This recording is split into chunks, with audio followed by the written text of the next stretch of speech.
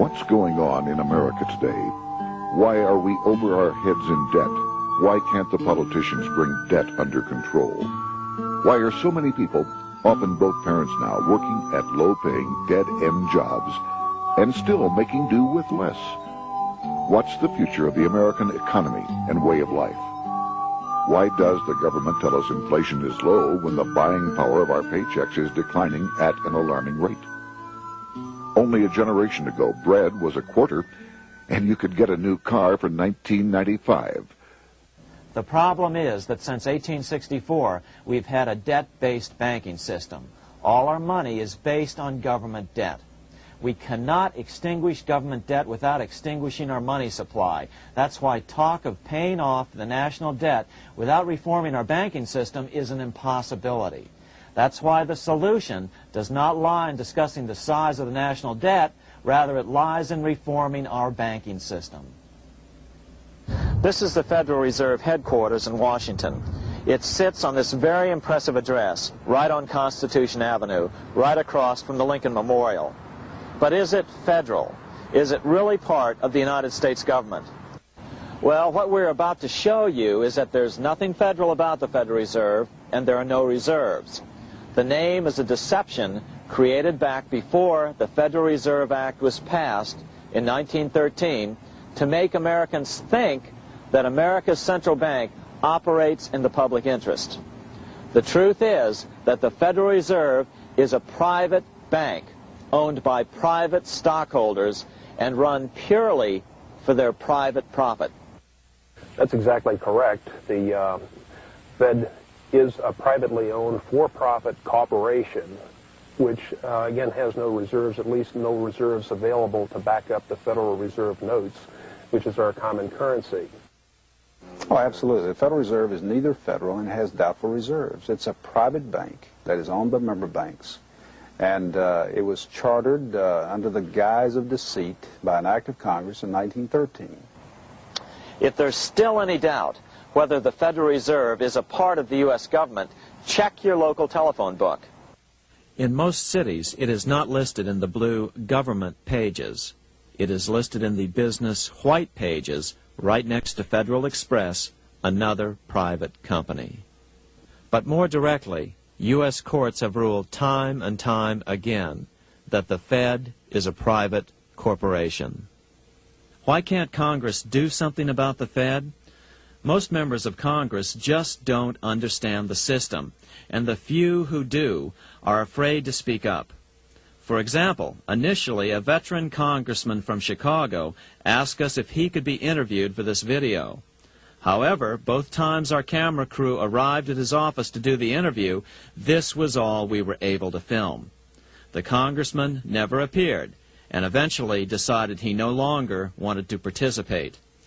But a few others in Congress have been bolder over the years. Here are three quick examples. In 1923, Representative Charles A. Lindbergh, a Republican from Minnesota, and father of the famed aviator Lucky Lindy, put it this way: the financial system has been turned over to the Federal Reserve Board. That board administers the finance system by authority of a purely profiteering group. The system is private, conducted for the sole purpose of obtaining the greatest possible profits from the use of other people's money. One of the most outspoken critics in Congress of the Fed was the former chairman of the House Banking and Currency Committee during the Great Depression years. Lewis T. McFadden, Republican of Pennsylvania, said in 1932, "We have in this country one of the most corrupt institutions the world has ever known. I refer to the Federal Reserve Board.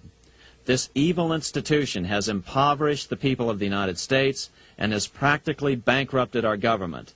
It has done this through the corrupt practices of the moneyed vultures who control it." Senator Barry Goldwater was a frequent critic of the Fed. Most Americans have no real understanding of the operation of the international moneylenders. The accounts of the Federal Reserve System have never been audited. It operates outside the control of Congress and manipulates the credit of the United States. The Federal Reserve really even though it is not part of the federal government, it is more powerful than the federal government. It's more powerful than the president, the Congress, and the courts. Now, a lot of people challenge me on that, but let me prove my case. The Federal Reserve determines what the average person's car payment is going to be, what their house payment is going to be, and whether they have a job or not. And I submit to you that that's total control. And the Federal Reserve is the largest single creditor of the United States government.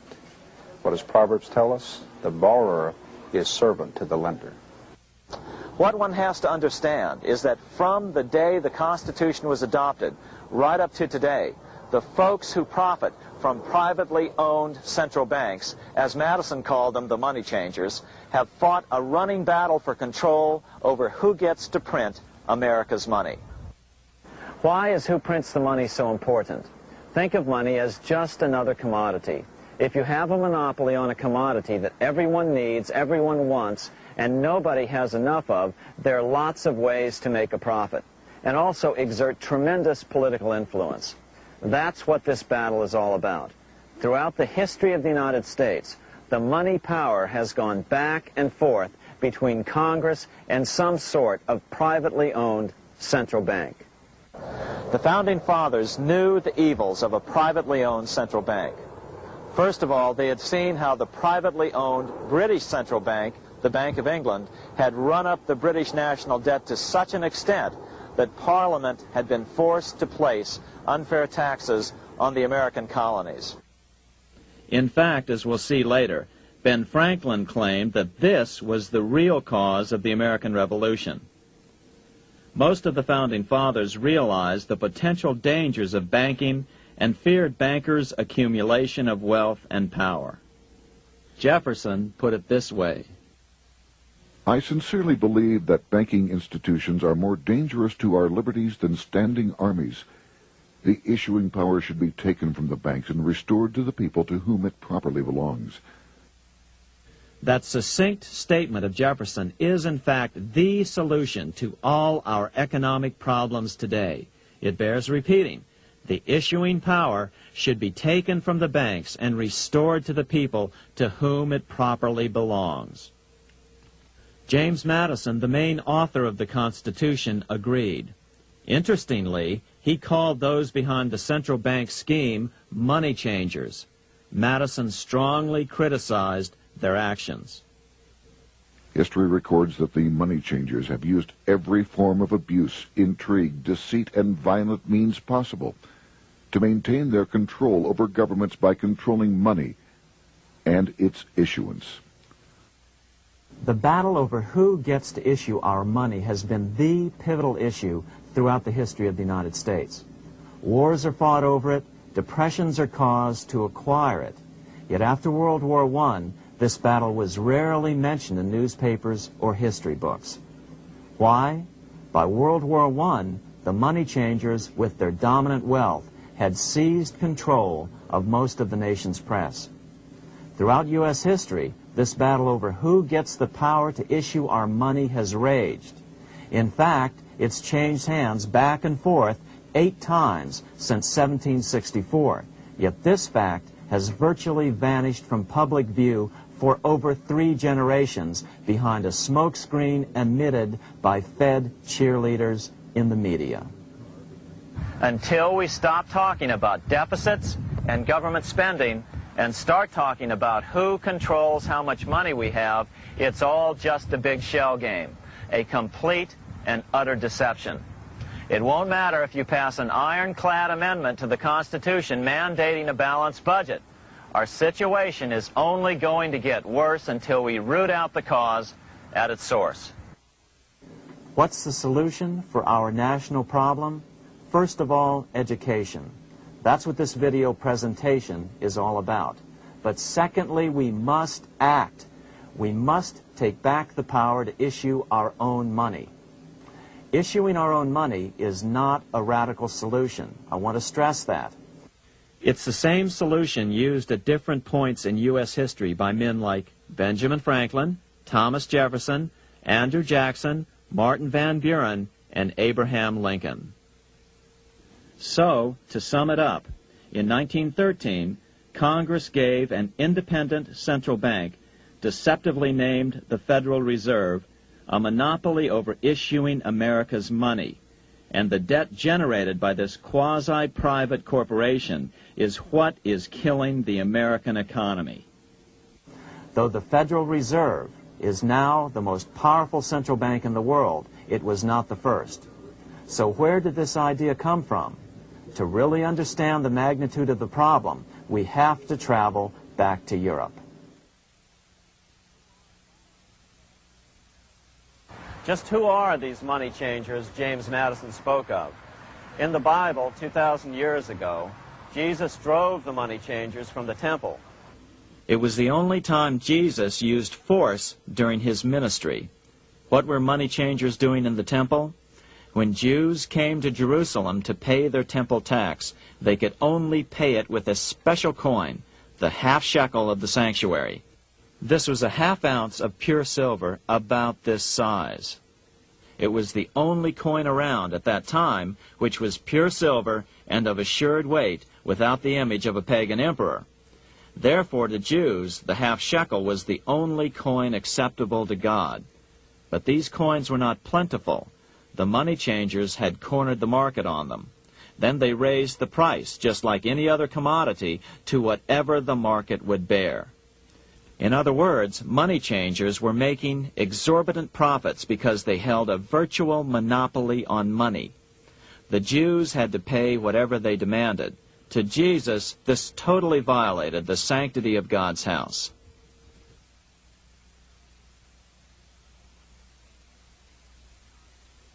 But the money-changing scam did not originate in Jesus' day. 200 years before Christ, Rome was having trouble with money changers.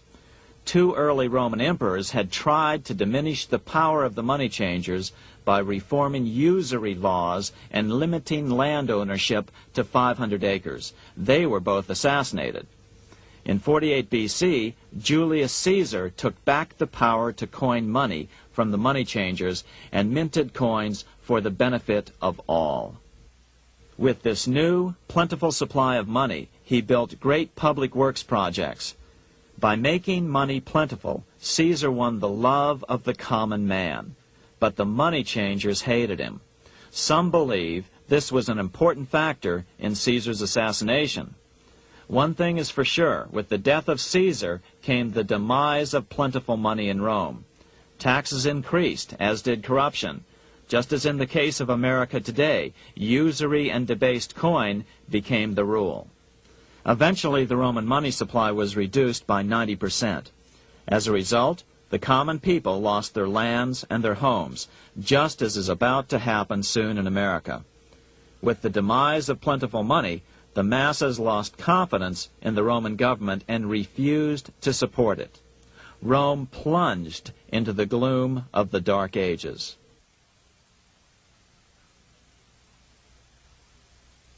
A 1,000 years after the death of Christ, money changers, those who loan out and manipulate the quantity of money, were active in medieval England. In fact, they were so active that acting together, they could manipulate the entire English economy. These were not bankers per se. The money changers generally were the goldsmiths. They were the first bankers because they started keeping other people's gold for safekeeping in their vaults. The first paper money was merely a receipt for gold left at the goldsmith. Paper money caught on because it was more convenient than carrying around a lot of heavy gold and silver coins. Eventually, goldsmiths noticed that only a small fraction of the depositors ever came in and demanded their gold at any one time. Goldsmiths started cheating on the system. They discovered that they could print more money than they had gold, and usually no one would be the wiser. Then they could loan out this extra money and collect interest on it. This was the birth of fractional reserve banking. That is, loaning out many times more money than you have assets on deposit. So, if $1,000 in gold were deposited with them, they could loan out about $10,000 in paper money and draw interest payments on it, and no one would ever discover the deception.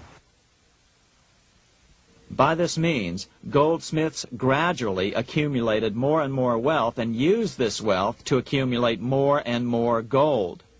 Today, this practice of loaning out more money than there are reserves is known as fractional reserve banking.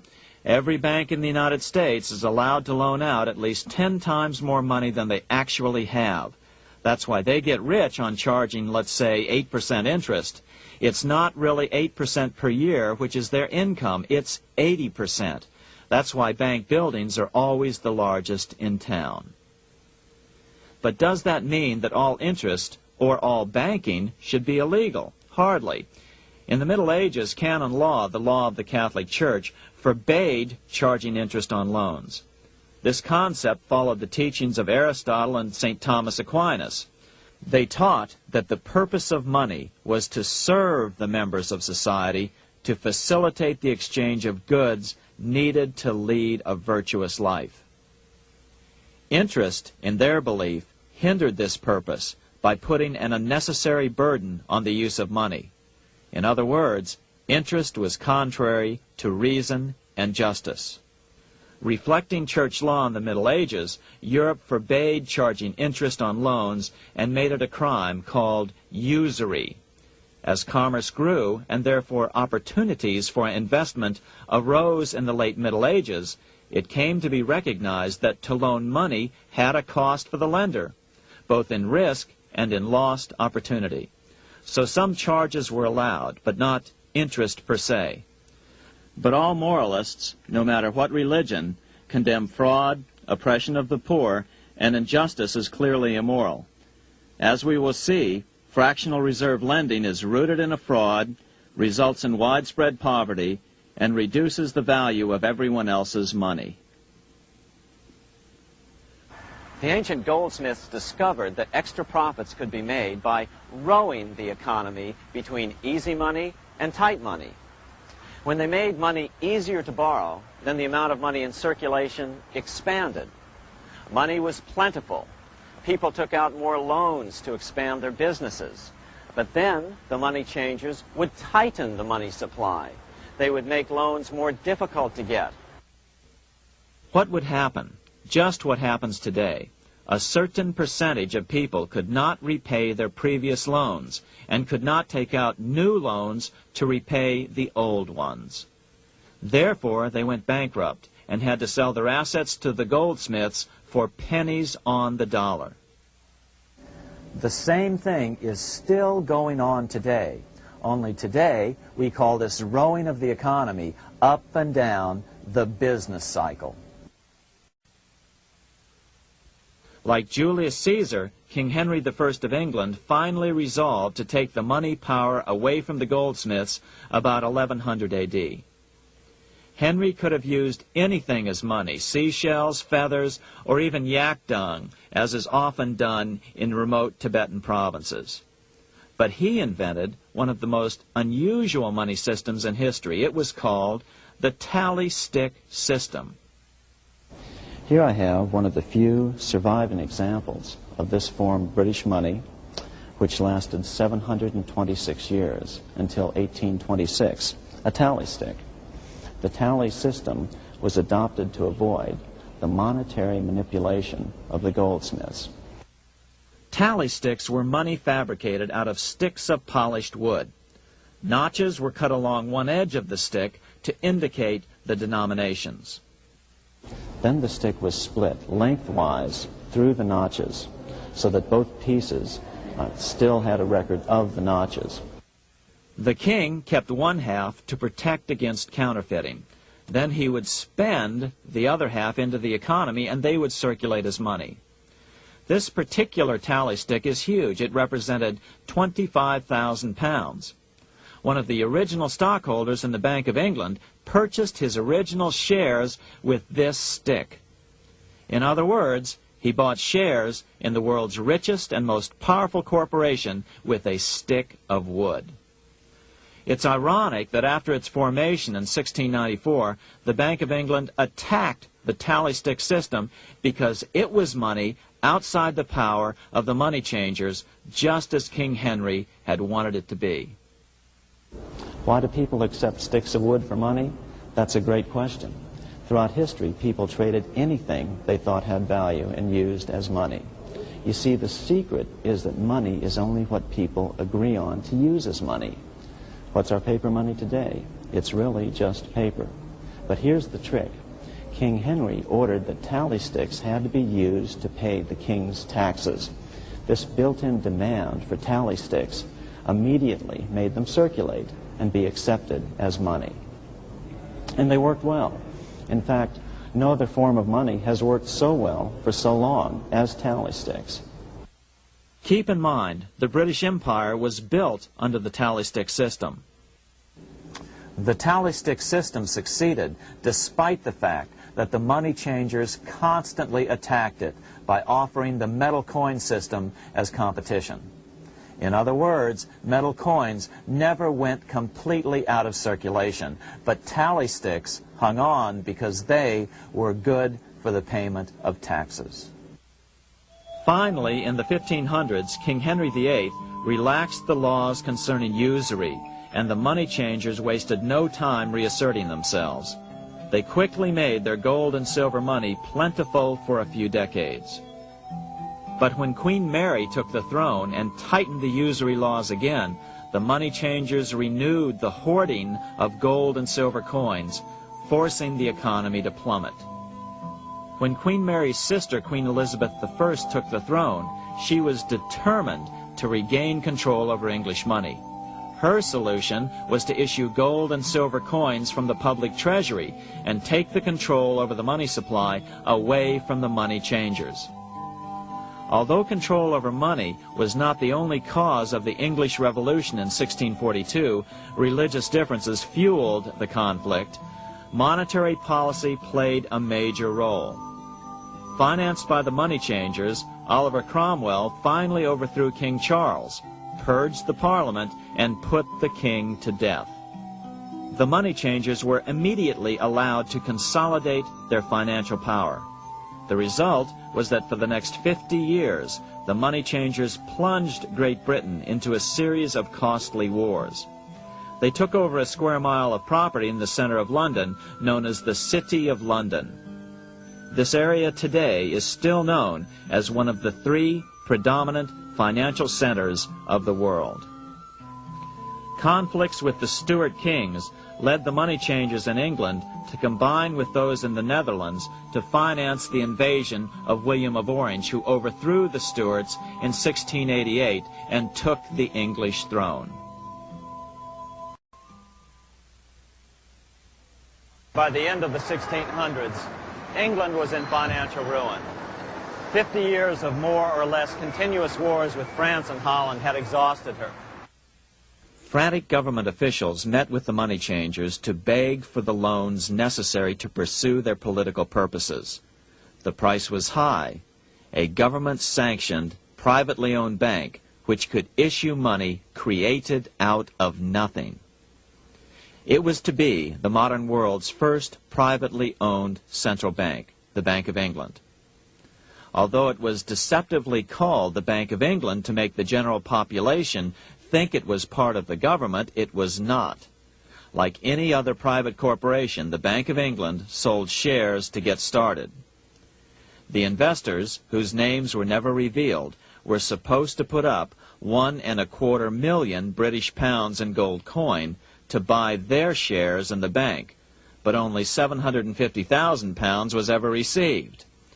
Despite that, the bank was duly chartered in 1694 and started out in the business of loaning out several times the money it supposedly had in reserves, all at interest.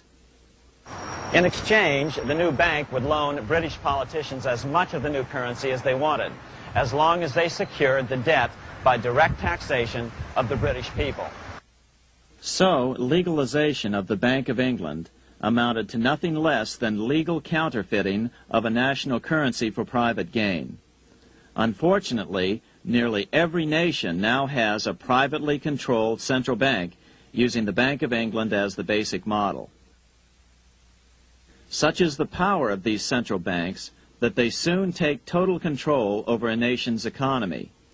It soon amounts to nothing but a plutocracy, rule by the rich. It would be like putting control of the army in the hands of the mafia. The danger of tyranny would be extreme. Yes, we need central banks. No, we do not need them in private hands. The central bank scam is really a hidden tax.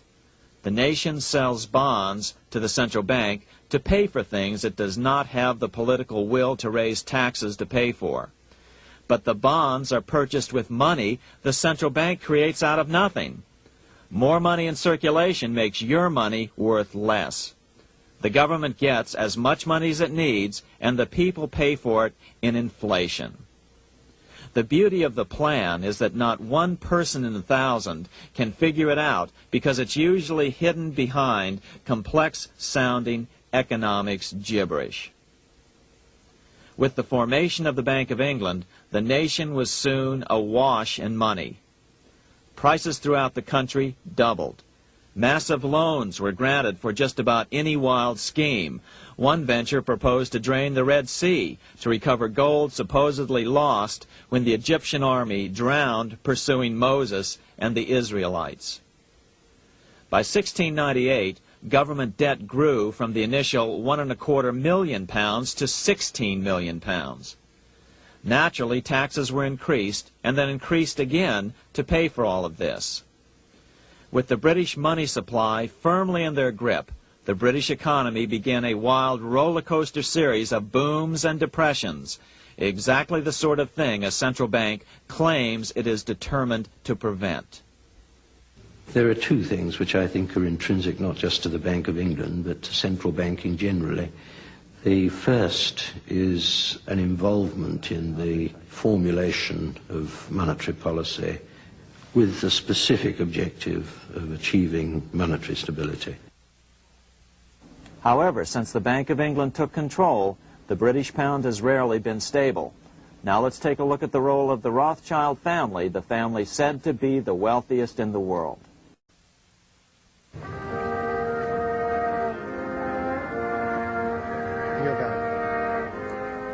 This is Frankfurt, Germany. 50 years after the Bank of England opened its doors, a goldsmith named Amschel Moses Bauer opened a coin shop, a counting house, in 1743. And over the door he placed a sign depicting a Roman eagle on a red shield. The shop became known as the Red Shield Firm, or in German, Rothschild. When his son, Amschel Meyer Bauer, inherited the business, he decided to change his name to Rothschild. Amschel soon learned that loaning money to governments and kings was more profitable than loaning to private individuals. Not only were the loans bigger, but they were secured by the nation's taxes. Mayer Rothschild had 5 sons. He trained them all in the skills of money creation, then sent them out to the major capitals of Europe to open branch offices of the family banking business. His first son, Amschel Meyer, stayed in Frankfurt to mind the hometown bank. His second son, Solomon, was sent to Vienna. His third son, Nathan, was clearly the most clever. He was sent to London at age 21 in 1798, 100 years after the founding of the Bank of England. His fourth son, Karl, went to Naples, and his fifth son, Jacob, went to Paris. In 1785, Mayer Amschel moved his entire family to this larger house, a 5-story dwelling he shared with the Schiff family. This house was known as the Green Shield. The Rothschilds and the Schiffs would play a central role in the rest of European financial history and in that of the United States. The Rothschilds broke into dealings with European royalty here at Wilhelmshof, the palace of the wealthiest man in Germany, in fact, the wealthiest monarch in all Europe, Prince William of Hesse-Kassel. At first, the Rothschilds were only helping William speculate in precious coins. But when Napoleon chased Prince William into exile, he sent £550,000, a gigantic sum at that time, to Nathan Rothschild in London with instructions for him to buy consols, British government bonds, also called government stock. But Rothschild used the money for his own purposes. With Napoleon on the loose, the opportunities of wartime investments were nearly limitless. William returned here sometime prior to the Battle of Waterloo in 1815. He summoned Rothschild and demanded his money back. The Rothschilds returned William's money with the interest the British consuls would have paid him had the investment actually been made.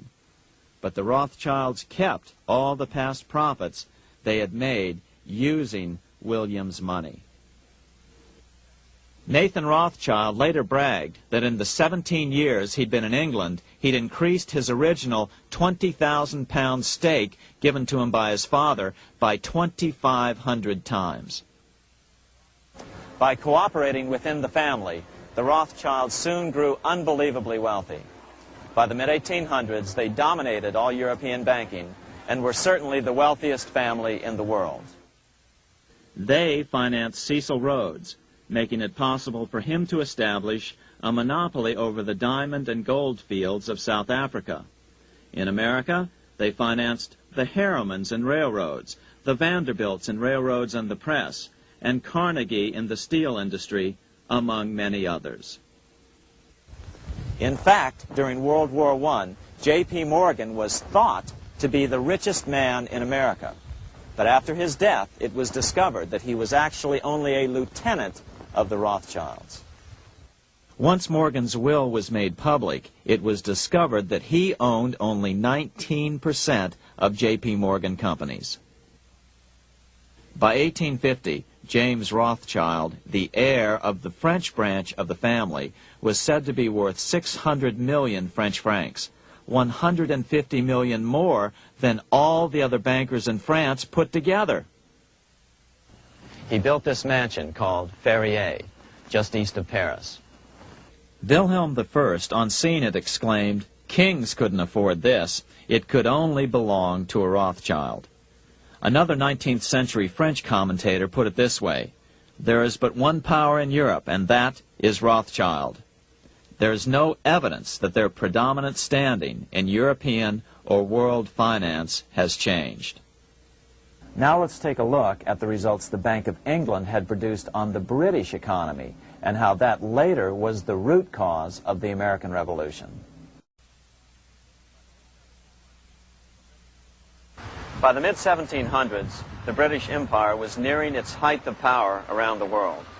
But Britain had fought 4 costly wars in Europe since the creation of their privately owned central bank, the Bank of England. The cost had been high. To finance these wars, the British Parliament here had borrowed heavily from the bank. By the mid-1700s, the government's debt here in Britain was £140 million, a staggering sum for those days. Consequently, the British government embarked on a program of trying to raise revenues from their American colonies in order to make their interest payments to the bank. But in America, it was a different story. The scourge of a privately owned central bank had not yet hit. This is Independence Hall in Philadelphia, where the Declaration of Independence and Constitution were signed. In the mid-1700s, pre-revolutionary America was still relatively poor. There was a severe shortage of precious metal coins to trade for goods, so the early colonists were forced to experiment with printing their own homegrown paper money. Some of these experiments were successful. Franklin was a big supporter of the colonies printing their own paper money. In 1757, Franklin was sent to London. He ended up staying for the next 18 years here, nearly until the start of the American Revolution. During this period, the American colonies began to issue their own money. Called colonial scrip, the endeavor was very successful. It provided a reliable medium of exchange, and it also helped to provide a feeling of unity between the colonies. Remember, colonial scrip was just paper money, debt-free money, printed in the public interest, and not backed by gold or silver coin. In other words, it was a totally fiat currency. One day, officials of the Bank of England asked Franklin how he would account for the newfound prosperity of the colonies. Without hesitation, he replied, "That is simple. In the colonies we issue our own money. It is called colonial scrip. We issue it in proper proportion to the demands of trade and industry to make the products pass easily from the producers to the consumers. In this manner, creating for ourselves our own paper money, we control its purchasing power, and we have no interest to pay to no one." This was just common sense to Franklin, but you can imagine the impact it had on the Bank of England. America had learned the secret of money, and that genie had to be returned to its bottle as soon as possible.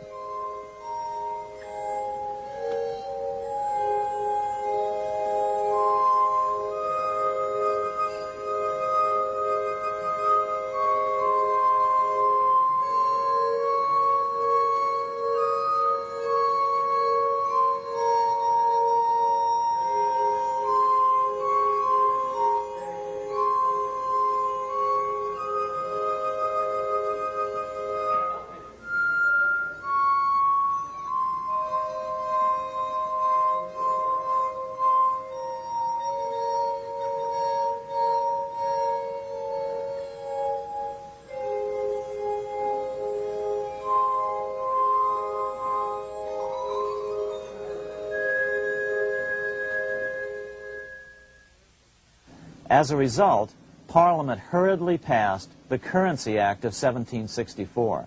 This prohibited colonial officials from issuing their own money and ordered them to pay all future taxes in gold or silver coins. In other words, it forced the colonies on a gold or silver standard. For those who still believe that a gold standard is the answer for America's current monetary problems, look what happened to America after that. Writing in his autobiography, Franklin said, "In 1 year, the conditions were so reversed that the era of prosperity ended and a depression set in to such an extent that the streets of the colonies were filled with unemployed." Franklin claims that this was even the basic cause for the American Revolution. As Franklin put it in his autobiography, "The colonies would gladly have borne a little tax on tea and other matters had it not been that England took away from the colonies their money, which created unemployment and dissatisfaction. The inability of the colonists to get the power to issue their own money permanently out of the hands of George III and the international bankers was the prime reason for the Revolutionary War." By the time the first shots were fired in Lexington, Massachusetts, on April 19, 1775, the colonies had been drained of gold and silver coin by British taxation. As a result, the Continental government had no choice but to print money to finance the war. At the start of the Revolution, the U.S. money supply stood at $12 million. By the end of the war, it was nearly $500 million. As a result, the currency was virtually worthless. Shoes sold for $5,000 a pair. Colonial scrip had worked because just enough was issued to facilitate trade. As George Washington lamented, "A wagon load of money will scarcely purchase a wagon load of provisions." Today, those who support a gold-backed currency point to this period during the Revolution to demonstrate the evils of a fiat currency. But remember, the same currency had worked so well 20 years earlier during times of peace that the Bank of England had Parliament outlaw it. Towards the end of the Revolution, the Continental Congress, meeting here at Independence Hall, grew desperate for money. In 1781, they allowed Robert Morris, their financial superintendent, to open a privately owned central bank. Incidentally, Morris was a wealthy man who had grown wealthier during the Revolution by trading in war materials. Called the Bank of North America, the new bank was closely modeled after the Bank of England. it was allowed to practice fractional reserve banking. That is, it could lend out money it didn't have, then charge interest on it. If you or I were to do that, we would be charged with fraud, a felony. The bank's charter called for private investors to put up $400,000 worth of initial capital. But when Morris was unable to raise the money, he brazenly used his political influence to have gold deposited in the bank, which had been loaned to America by France. He then loaned this money to himself and his friends to reinvest in shares of the bank. And, like the Bank of England, the bank was given a monopoly over the national currency. Soon the dangers became clear. The value of American currency continued to plummet. So, 4 years later, in 1785, the bank's charter was not renewed. The leader of the effort to kill the bank, William Findley of Pennsylvania, explained the problem this way, quote, "This institution, having no principle but that of avarice, will never be varied in its object, to engross all the wealth, power, and influence of the state." The men behind the Bank of North America, Alexander Hamilton, Robert Morris, and the bank's president, Thomas Whiling, did not give up. Only 6 years later, Hamilton, then Secretary of the Treasury, and his mentor, Morris, rammed a new privately owned central bank through the new Congress. Called the first bank of the United States, Thomas Whiling again served as the bank's president. The players were the same, only the name of the bank was changed.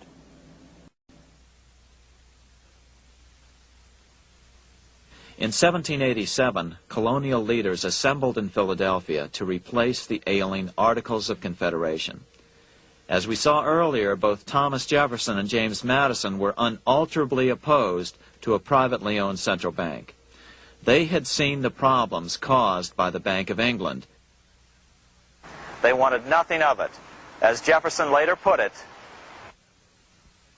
"If the American people ever allow private banks to control the issue of their currency, first by inflation, then by deflation, the banks and the corporations which grow up around them will deprive the people of all property until their children wake up homeless on the continent their fathers conquered." during the debate over the future monetary system, another one of the founding fathers, Gouverneur Morris, castigated the motivations of the owners of the Bank of North America. Gouverneur Morris headed the committee that wrote the final draft of the Constitution. Morris knew the motivations of the bank well. Along with his old boss, Robert Morris, Gouverneur Morris and Alexander Hamilton were the ones who had presented the original plan for the Bank of North America to the Continental Congress in the last year of the Revolution. In a letter he wrote to James Madison on July 2nd, 1787, Gouverneur Morris revealed what was really going on. "The rich will strive to establish their dominion and enslave the rest. They always did.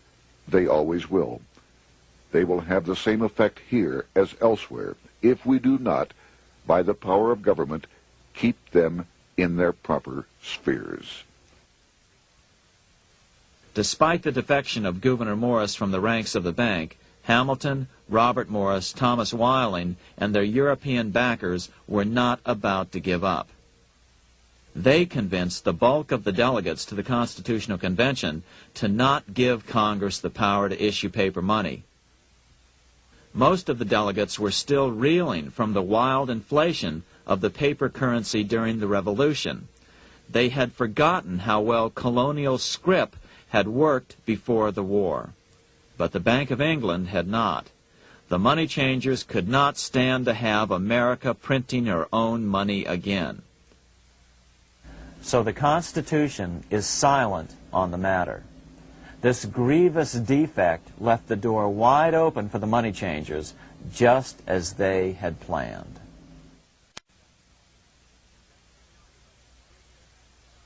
In 1790, less than 3 years after the Constitution had been signed, the money changers struck again. The newly appointed first Secretary of the Treasury, Alexander Hamilton, proposed a bill to the Congress calling for a new, privately owned central bank. Coincidentally, that was the very year that Amschel Rothschild made his pronouncement from his flagship bank in Frankfurt. Let me issue and control a nation's money, and I care not who writes the laws. Alexander Hamilton was a tool of the international bankers, and he wanted to create the U.S. Bank, the BUS, or the Bank of the United States, and did so. Interestingly, one of Hamilton's first jobs after graduating from law school in 1782 was as an aide to Robert Morris, the head of the Bank of North America. In fact, the year before, Hamilton had written Morris a letter saying, "A national debt, if it is not excessive, will be to us a national blessing." A blessing to whom? After a year of intense debate, in 1791, Congress passed the bill and gave it a 20-year charter. The new bank was to be called the First Bank of the United States, or BUS. Here we are in front of the First Bank of the United States in Philadelphia. The bank was given a monopoly on printing U.S. currency, even though 80% of its stock would be held by private investors. The other 20% would be purchased by the U.S. government. But the reason was not to give the government a piece of the action. It was to provide the capital for the other 80% owners. As with the old Bank of North America and the Bank of England before that, the stockholders never paid the full amount for their shares. The U.S. government put up their initial $2 million in cash. Then the bank, through the old magic of fractional reserve lending, made loans to its charter investors so they could come up with the remaining $8 million of capital needed for this risk-free investment. Like the Bank of England, the name of the Bank of the United States was deliberately chosen to hide the fact that it was privately controlled. And like the Bank of England, the names of the investors in the bank were never revealed. Many years later, it was a common saying that the Rothschilds were the power behind the old Bank of the United States. The bank was sold to Congress as a way to bring stability to the banking system and eliminate inflation. So what happened? Over the first 5 years, the U.S. government borrowed $8.2 million from the Bank of the United States. In the same 5-year period, prices rose by 72%. Jefferson, as the new Secretary of State, watched the borrowing with sadness and frustration, unable to stop it. I wish it were possible to obtain a single amendment to our Constitution, taking from the federal government the power of borrowing. Millions of Americans feel the same way today.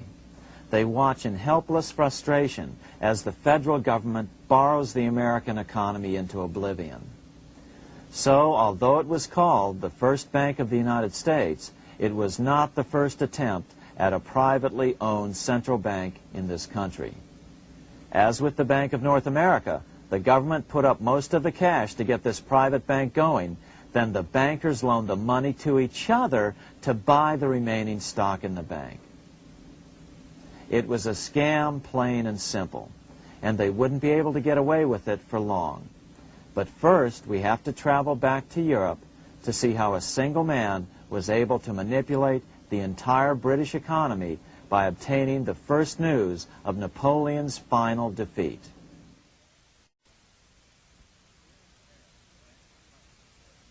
Here in Paris, the Bank of France was organized in 1800, just like the Bank of England. But Napoleon decided France had to break free of debt, and he never trusted the Bank of France. He declared that when a government is dependent upon bankers for money, the bankers, not the leaders of the government, are in control. The hand that gives is above the hand that takes. Money has no motherland. Financiers are without patriotism and without decency. Their sole object is gain. Back in America, unexpected help was about to arrive. In 1800, Thomas Jefferson narrowly defeated John Adams to become the third president of the United States. By 1803, Jefferson and Napoleon had struck a deal. The U.S. would give Napoleon $3 million in gold in exchange for a huge chunk of territory west of the Mississippi River, the Louisiana Purchase. With that $3 million, Napoleon quickly forged an army and set off across Europe, conquering everything in his path. But the Bank of England quickly rose to oppose him. They financed every nation in his path, reaping the enormous profits of war. Prussia, Austria, and finally Russia all went heavily into debt in a futile attempt to stop Napoleon.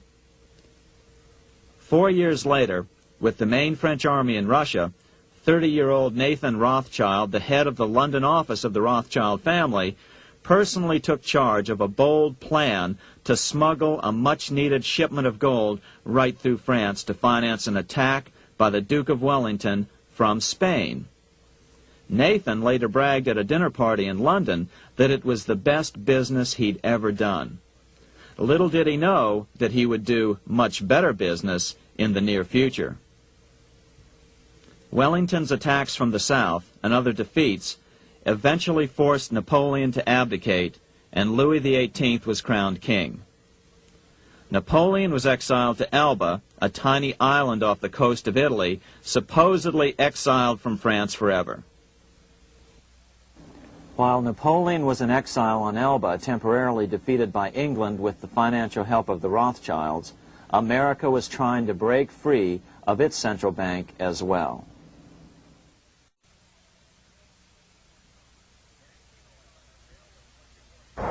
In 1811, a bill was put before Congress to renew the charter of the Bank of the United States. The debate grew very heated, and the legislatures of both Pennsylvania and Virginia passed resolutions asking Congress to kill the bank. The press corps of the day attacked the bank openly, calling it a great swindle, a vulture, a viper, and a cobra. Oh, to have an independent press once again in America.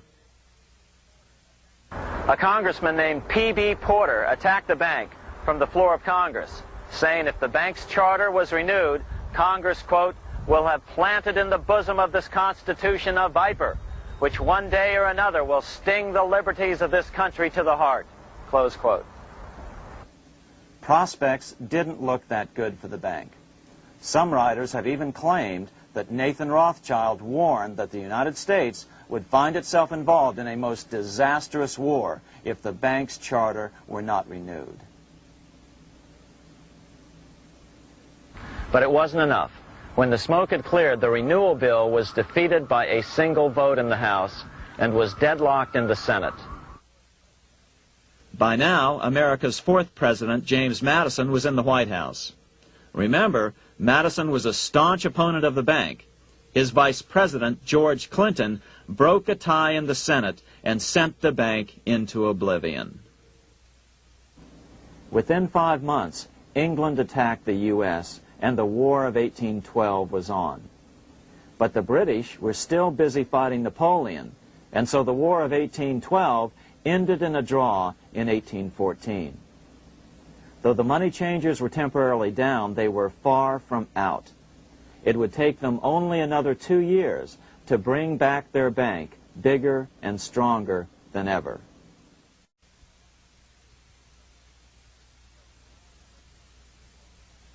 But now let's return to Napoleon, because nothing else in history more aptly demonstrates the ingenuity of the Rothschild family than their control of the British stock market after Waterloo. In 1815, a year after the end of the War of 1812 in America, Napoleon escaped his exile and returned to Paris. French troops were sent out to capture him, but such was his charisma that the soldiers rallied around their old leader and hailed him as their emperor once again. In March of 1815, Napoleon equipped an army which Britain's Duke of Wellington defeated less than 90 days later at Waterloo. Some writers claim Napoleon borrowed £5 million from the Bank of England to rearm. But it appears these funds actually came from the Ouvard banking house in Paris. Nevertheless, from about this point on, it was not unusual for privately controlled central banks to finance both sides in a war. Why would a central bank finance opposing sides in a war? Because war is the biggest debt generator of them all. A nation will borrow any amount for victory. The ultimate loser is loaned just enough to hold out the vain hope of victory, and the ultimate winner is given enough to win. Besides, such loans are usually conditioned upon the guarantee that the victor will honor the debts of the vanquished.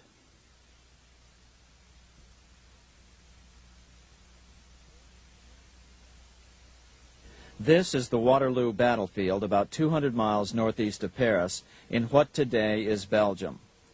Here Napoleon suffered his final defeat, but not before thousands of French and Englishmen gave their lives on a steamy summer day in July of 1815. Right over there, on June 18, 1815, 74,000 French troops met 67,000 troops from Britain and other European nations.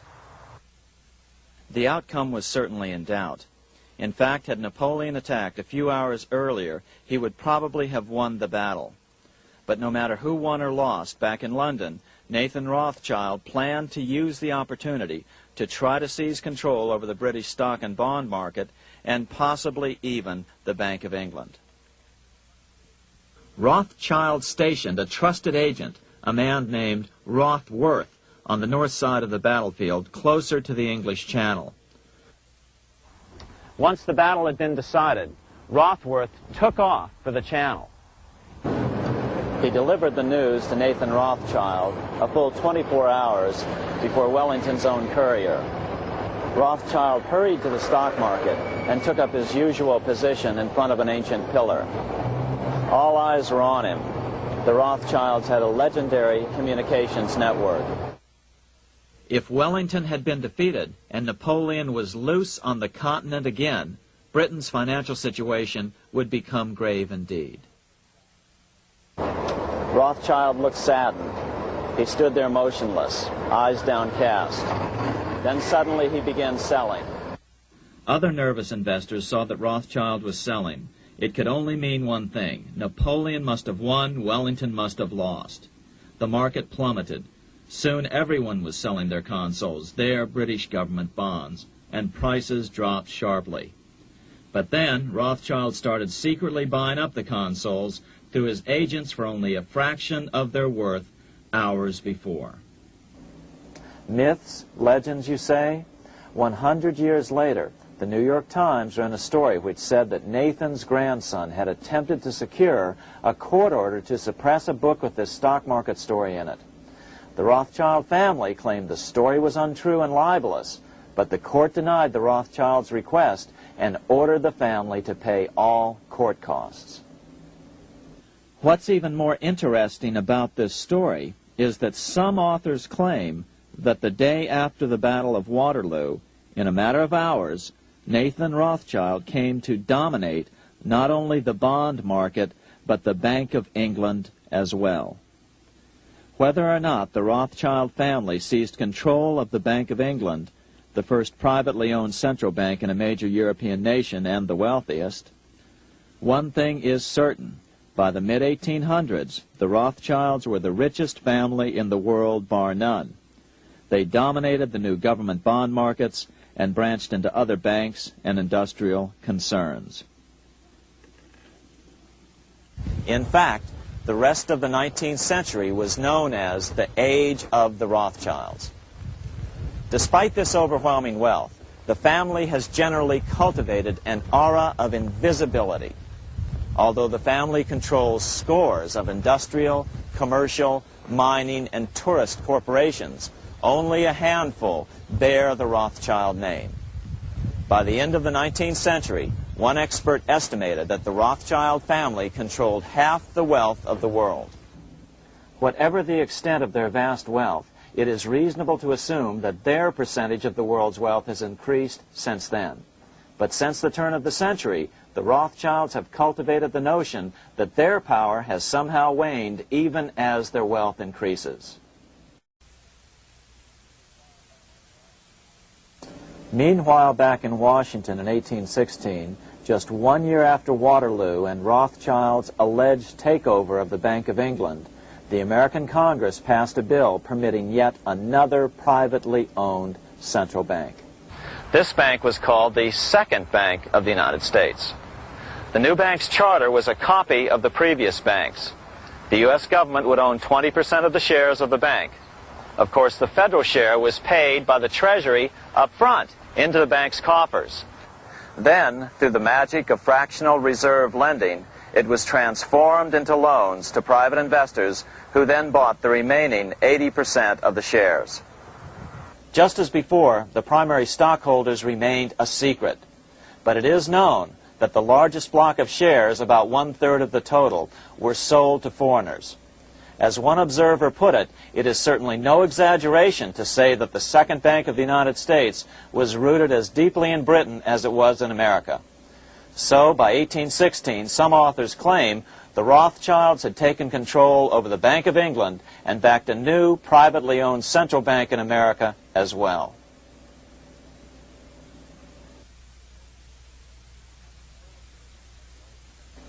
After 12 years of manipulations of the U.S. economy on the part of the Second Bank of the U.S., the American people had had just about enough. Opponents of the bank nominated a dignified senator from Tennessee, Andrew Jackson, the hero of the Battle of New Orleans, to run for president. This is his home, the Hermitage. No one gave Jackson a chance initially. The bank had long ago learned how the political process could be controlled with money. To the surprise and dismay of the money changers, Jackson was swept into office in 1828. Jackson was determined to kill the bank at the first opportunity and wasted no time in trying to do so. But the bank's 20-year charter didn't come up for renewal until 1836, the last year of his second term, if he could survive that long. During his first term, Jackson contented himself with rooting out the bank's many minions from government service. He fired 2,000 of the 11,000 employees of the federal government. In 1832, with his re-election approaching, the bank struck an early blow, hoping Jackson would not want to stir up controversy. They asked Congress to pass a renewal bill 4 years early. Naturally, Congress complied, then sent it to the president for signing. But Jackson weighed in with both feet. Old Hickory, never a coward, vetoed the bill. His veto message is one of the great American documents. It clearly lays out the responsibility of the American government towards its citizens, rich and poor. It is not our own citizens only who are to receive the bounty of our government. More than 8 million of the stock of this bank are held by foreigners. Is there no danger to our liberty and independence in a bank that in its nature has so little to bind it to our country? Controlling our currency, receiving our public monies, and holding thousands of our citizens' independence would be more formidable and dangerous than a military power of the enemy.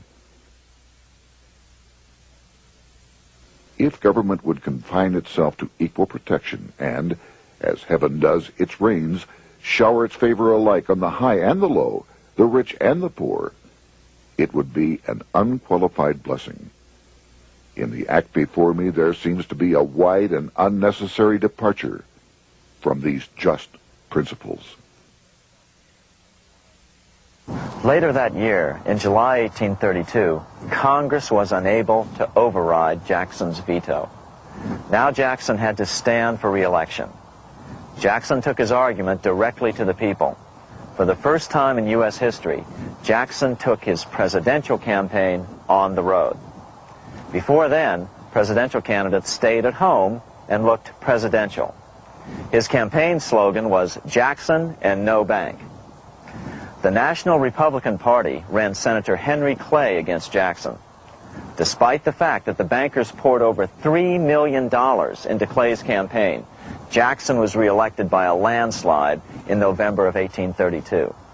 Despite his presidential victory, Jackson knew the battle was only beginning.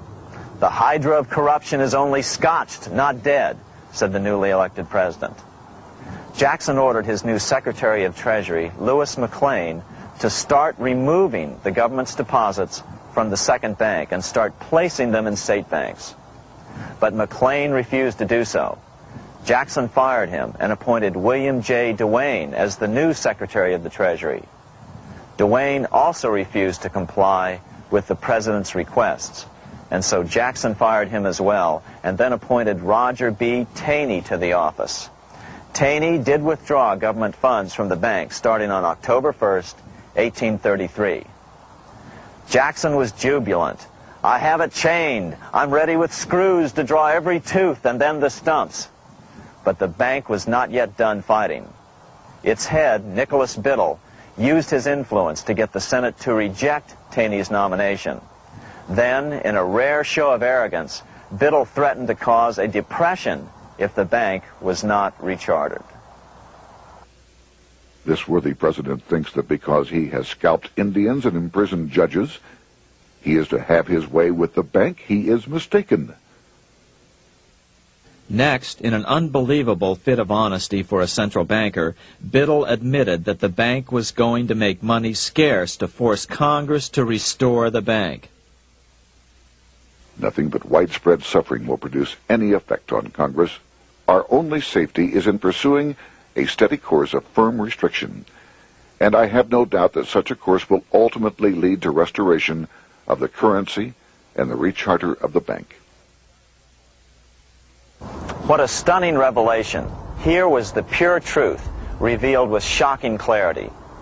Biddle intended to use the money contraction power of the bank to cause a massive depression until America gave in.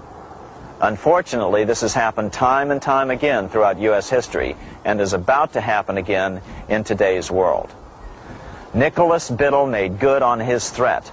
The bank sharply contracted the money supply by calling in old loans and refusing to extend new ones. A financial panic ensued, followed by a deep depression. Naturally, Biddle blamed Jackson for the crash, saying that it was caused by the withdrawal of federal funds from the bank. Unfortunately, his plan worked well. Wages and prices sagged. Unemployment soared along with business bankruptcies. The nation quickly went into an uproar. Newspaper editors blasted Jackson in editorials. The bank threatened to withhold payments, which then could be made directly to key politicians for their support. Within only months, Congress assembled in what was called the panic session. 6 months after he had withdrawn funds from the bank, Jackson was officially censured by a resolution which passed the Senate by a vote of 26 to 20. It was the first time a president had ever been censured by Congress. Jackson lashed out at the bank. "You are a den of vipers. I intend to rout you out, and by eternal God, I will rout you out." America's fate teetered on a knife edge. If Congress could muster enough votes to override Jackson's veto, the bank would be granted another 20-year monopoly or more over America's money, time enough to consolidate its already great power. Then a miracle occurred. The governor of Pennsylvania came out supporting President Jackson and strongly criticized the bank. On top of that, Biddle had been caught boasting in public about the bank's plan to crash the economy. Suddenly, the tide shifted.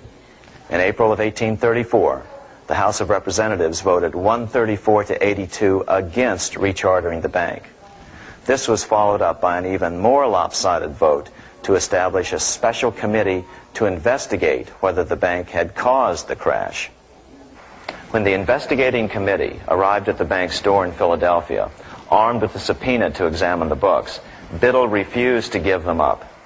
Nor would he allow inspection of correspondence with congressmen relating to their personal loans and advances he'd made to them. He also refused to testify before the committee back in Washington. On January 8, 1835, Jackson paid off the final installment on the national debt. which had been necessitated by allowing the banks to issue currency for government bonds rather than simply issuing treasury notes without such debt. He was the only president to ever pay off the debt.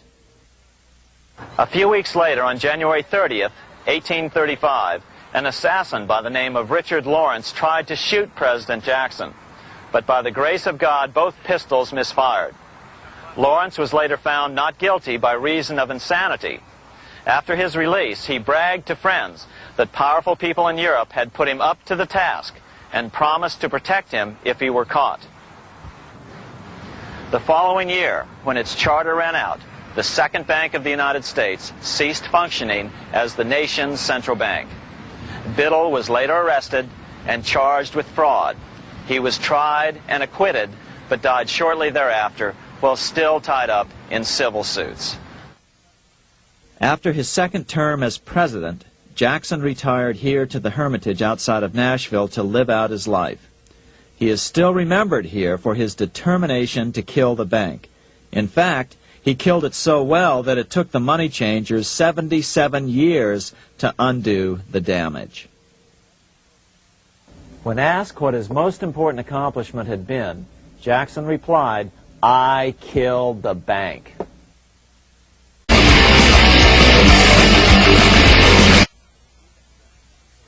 Unfortunately, even Jackson failed to grasp the entire picture and its root cause.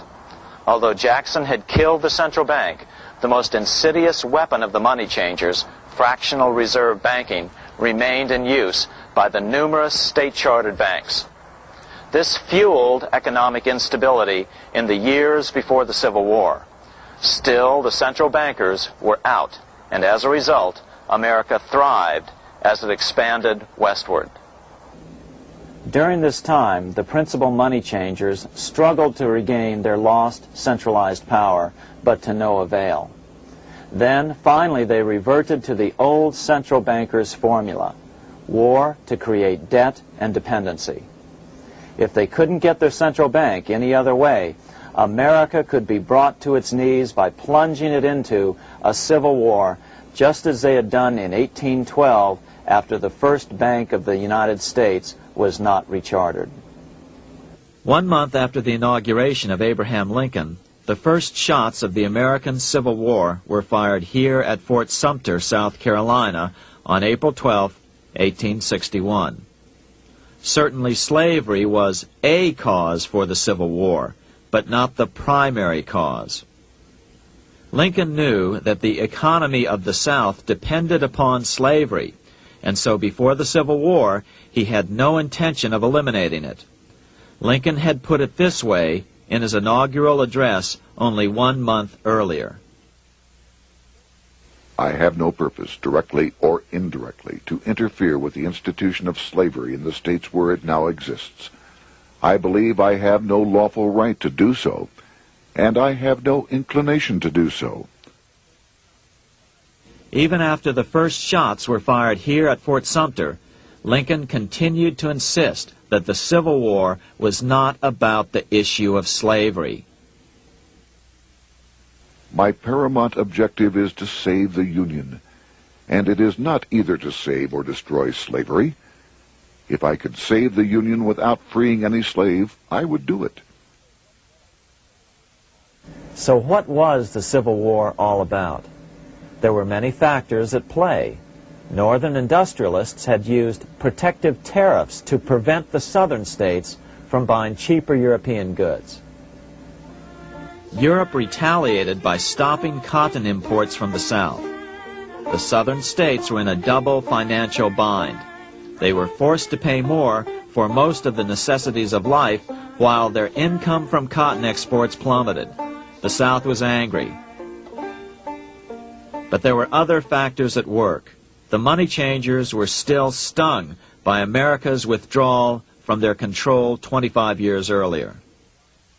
Since then, America's wildcat economy had made the nation rich, a bad example for the rest of the world. The central bankers now saw an opportunity to split the rich new nation, to divide and conquer by war. Was this just some sort of wild conspiracy theory at the time? Well, let's take a look at what a well-placed observer of the scene had to say at the time. His name was Otto von Bismarck, Chancellor of Germany, the man who united the German states a few years later.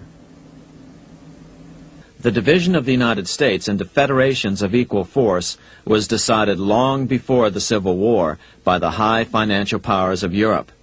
These bankers were afraid that the United States, if they remained as one bloc and as one nation, would attain economic and financial independence which would upset their financial domination over the world.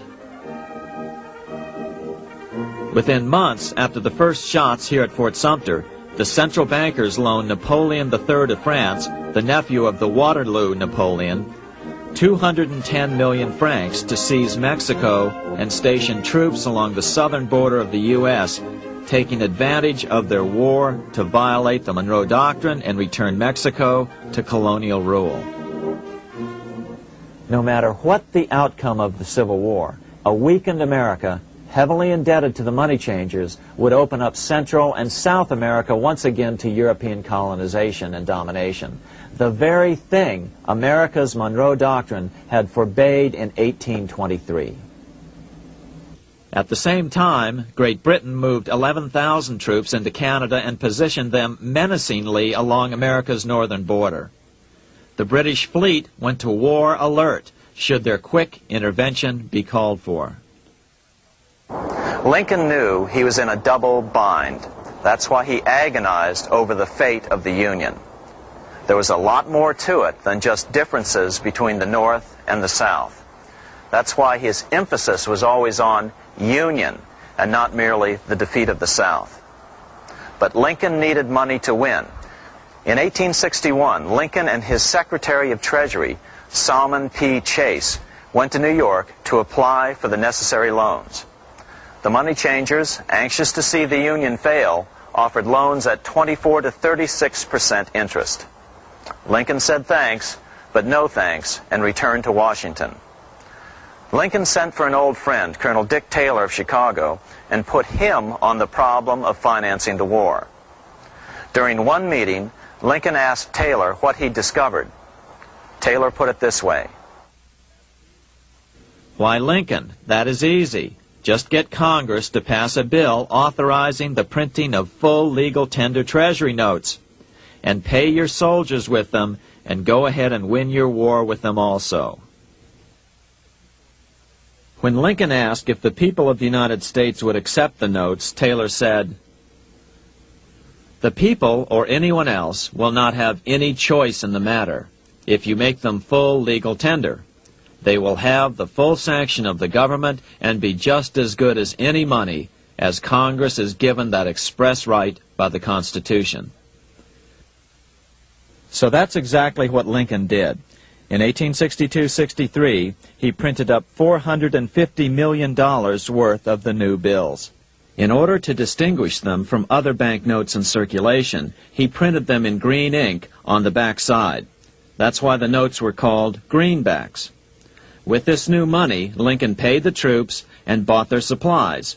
During the course of the war, nearly $450 million worth of greenbacks were printed at no interest to the federal government. Lincoln understood who was really pulling the strings and what was at stake for the American people. This is how he explained his rationale. The government should create, issue, and circulate all the currency and credit needed to satisfy the spending power of the government and the buying power of consumers. The privilege of creating and issuing money is not only the supreme prerogative of government, but it is the government's greatest creative opportunity. By the adoption of these principles, the taxpayers will be saved immense sums of interest. Money will cease to be master and become the servant of humanity. A truly incredible editorial in the London Times explained the central bankers' attitude towards Lincoln's greenbacks. If this mischievous financial policy, which has its origins in North America, shall become indurated down to a fixture, then that government will furnish its own money without cost. It will pay off debts and be without debt. It will have all the money necessary to carry on its commerce. It will become prosperous without precedent in the history of the world. The brains and wealth of all countries will go to North America. That country must be destroyed, or it will destroy every monarchy on the globe. The scheme was effective, so effective that the next year, 1863, with Federal and Confederate troops beginning to mass for the decisive battle of the Civil War, and the Treasury in need of further congressional authority to issue more greenbacks, Lincoln allowed the bankers to push through the National Bank Act. These new national banks would operate under a virtual tax-free status and collectively had the exclusive monopoly power to create the new form of money, banknotes. Though greenbacks continued to circulate, their numbers were not increased. But most importantly, from this point on, the entire U.S. money supply would be created out of debt by bankers buying U.S. government bonds and issuing them for reserves for banknotes. As historian John Kenneth Galbraith explained it, in numerous years following the war, the federal government ran a heavy surplus. It could not, however, pay off its debt, retire its securities, because to do so meant there would be no bonds to back the national banknotes. To pay off the debt was to destroy the money supply. Later in 1863, Lincoln got some unexpected help from Tsar Alexander II of Russia. The Tsar, like Bismarck in Germany, knew what the international money changers were up to and had steadfastly refused to let them set up a central bank in Russia. If America survived and was able to remain out of their clutches, the Tsar's position would remain secure. If the bankers were successful at dividing America and giving the pieces back to Great Britain and France, both nations under control of their central banks, eventually they would threaten Russia again. So the Tsar gave orders that if either England or France actively intervened and gave aid to the South, Russia would consider such action as a declaration of war. He did the same with part of his Pacific Fleet and sent them to port in San Francisco. Lincoln was reelected the next year, 1864. Had he lived, he would surely have killed the national bank's money monopoly extracted from him during the war. On November 21, 1864, he wrote a friend the following: The money power preys upon the nation in times of peace and conspires against it in times of adversity.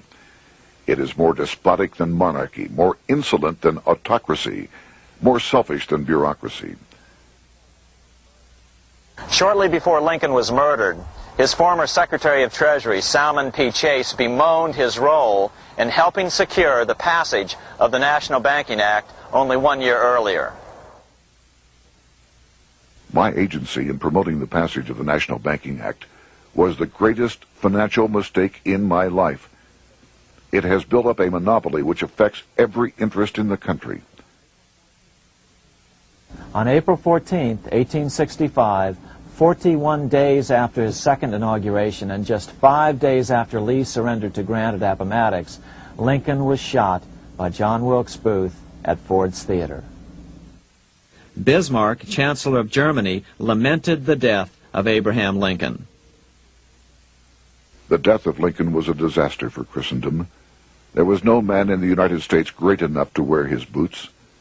I fear that foreign bankers, with their craftiness and torturous tricks, will entirely corrupt the exuberant riches of America and use it systematically to corrupt modern civilization. They will not hesitate to plunge the whole of Christendom into wars and chaos in order that the earth should become their inheritance. Bismarck well understood the money changers' plan. Allegations that international bankers were responsible for Lincoln's assassination surfaced in Canada 70 years later in 1934. Gerald G. McGeer, a popular and well-respected Canadian attorney, revealed this stunning charge in a 5-hour speech before the Canadian House of Commons, blasting Canada's debt-based money system. Remember, it was 1934, the height of the Great Depression, which was ravaging Canada as well. McGeer had obtained evidence deleted from the public record, provided to him by Secret Service agents at the trial of John Wilkes Booth, after Booth's death. McGeer said it showed that Booth was a mercenary working for the international bankers. According to an article in the Vancouver Sun of May 2nd, 1934, Abraham Lincoln, the martyred emancipator of the slaves, was assassinated through the machinations of a group representative of the international bankers who feared the United States president's national credit ambitions. There was only one group in the world at that time who had any reason to desire the death of Lincoln. They were the men opposed to his national currency program and who had fought him throughout the whole Civil War on his policy of greenback currency. Interestingly, McGeer claimed that Lincoln was assassinated not only because international bankers wanted to reestablish a central bank in America, but because they also wanted to base America's currency on gold. Gold they controlled. In other words, put America on a gold standard. Lincoln had done just the opposite by issuing U.S. notes, greenbacks, which were based purely on the good faith and credit of the United States.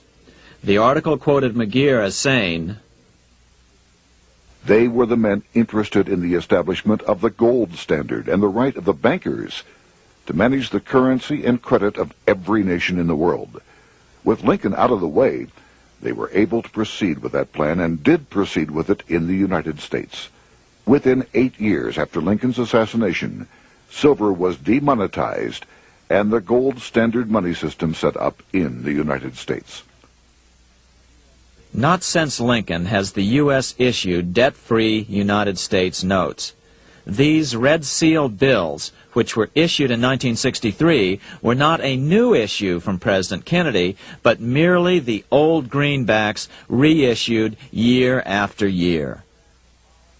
In another act of folly and ignorance, the 1994 Regal Act actually authorized the replacement of Lincoln's greenbacks with debt-based notes. In other words, greenbacks were in circulation in the United States until 1994. Why was silver bad for the bankers and gold good? Simple. Because silver was plentiful in the United States. It was very hard to control. Gold was, and always has been, scarce. Throughout history, it has been relatively easy to monopolize gold, but silver has historically been 15 times more plentiful. With Lincoln out of the way, the money changers' next objective was to gain complete control over America's money. This was no easy task. With the opening of the American West, silver had been discovered in huge quantities. On top of that, Lincoln's greenbacks were generally popular. Despite the European central bankers' deliberate attacks on greenbacks, they continued to circulate in the United States, in fact, until a few years ago. According to historian W. Cleon Skousen, right after the Civil War, there was considerable talk about reviving Lincoln's brief experiment with the constitutional monetary system. Had not the European Money Trust intervened, it would have no doubt become an established institution. It is clear that the concept of America printing her own debt-free money sent shockwaves throughout the European central banking elite. They watched with horror as Americans clamored for more greenbacks. They may have killed Lincoln, but support for his monetary ideas grew. On April 12, 1866, nearly 1 year to the day of Lincoln's assassination, Congress went to work at the bidding of the European central banking interests. It passed the Contraction Act, authorizing the Secretary of the Treasury to begin to retire some of the greenbacks in circulation and thereby contract the money supply. Authors Theodore R. Thorin and Richard F. Warner explained the results of the money contraction in their classic book on the subject, The Truth in Money Book. The hard times which occurred after the Civil War could have been avoided if the greenback legislation had continued as President Lincoln had intended. Instead, there were a series of money panics, what we call recessions. which put pressure on Congress to enact legislation to place the banking system under centralized control. Eventually, the Federal Reserve Act was passed on December 23, 1913. In other words, the money changers wanted two things: the reinstitution of a central bank under their exclusive control, and two, an American currency backed by gold. Their strategy was twofold. First of all, cause a series of panics to try to convince the American people that only centralized control of the money supply could provide economic stability. And secondly, remove so much money from the system that most Americans would be so desperately poor that they either wouldn't care or would be too weak to oppose the bankers. In 1866, there was $1.8 billion in currency in circulation in the United States, about $50.46 per capita. In 1867 alone, $500 million, $500 million, was removed from the U.S. money supply. 10 years later, in 1876, America's money supply was reduced to only $600 million. In other words, 2/3 of America's money had been called in by the bankers. Only $14.60 per capita remained in circulation. 10 years later, the money supply had been reduced to only $400 million, even though the population had boomed.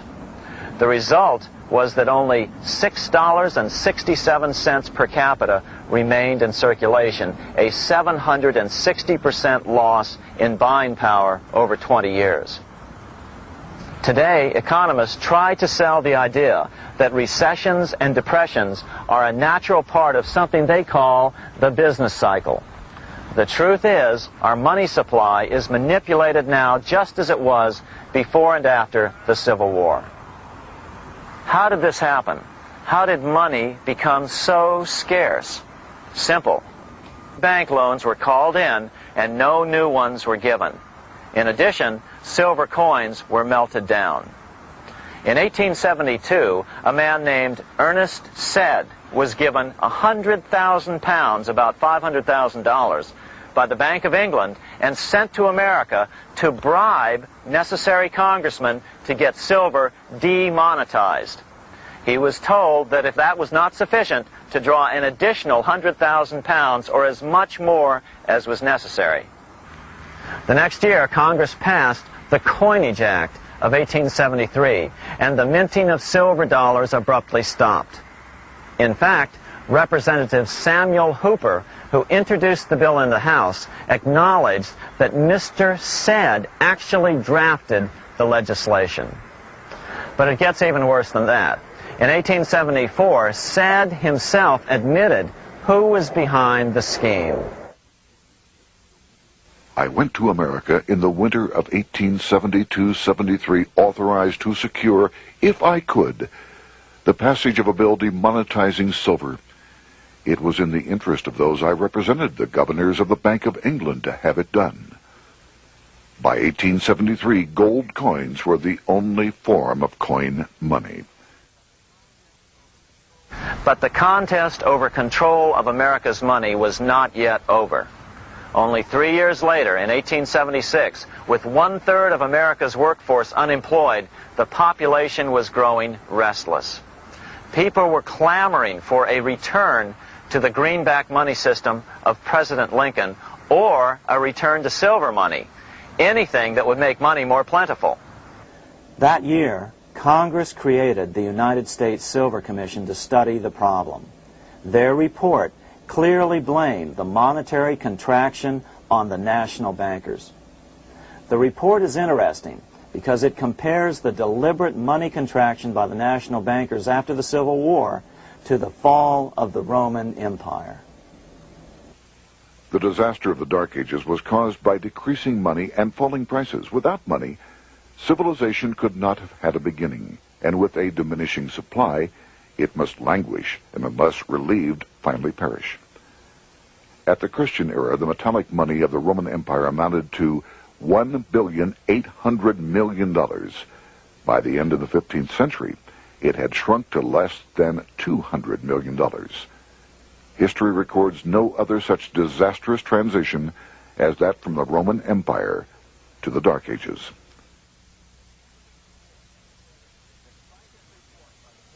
Despite this report by the Silver Commission, Congress took no action. The next year, 1877, riots broke out from Pittsburgh to Chicago. The torches of starving vandals lit up the sky. The bankers huddled to decide what to do. They decided to hang on. Now that they were back in control to a certain extent, they were not about to give it up. At the meeting of the American Bankers Association that year, they urged their membership to do everything in their power to put down the notion of a return to greenbacks. The ABA Secretary, James Buell, authored a letter to the members which blatantly called on the banks to subvert not only Congress, but the press. It is advisable to do all in your power to sustain such prominent daily and weekly newspapers, especially the agricultural and religious press, as will oppose the greenback issue of paper money, and that you will also withhold patronage from all applicants who are not willing to oppose the government issue of money. To repeal the act creating banknotes or to restore to circulation the government issue of money will be to provide the people with money and will therefore seriously affect our individual profits as bankers and lenders. See your congressman at once and engage him to support our interest that we may control legislation. As political pressure mounted in Congress for change, the press tried to turn the American people away from the truth. The New York Tribune put it this way on January 10th, 1878. The capital of the country is organized at last, and we will see whether Congress will dare to fly in its face. But it didn't work entirely. On February 28, 1878, Congress passed the Sherman Law, allowing the minting of a limited number of silver dollars, ending the 5-year hiatus. This did not end gold backing of the currency, however, nor did it completely free silver.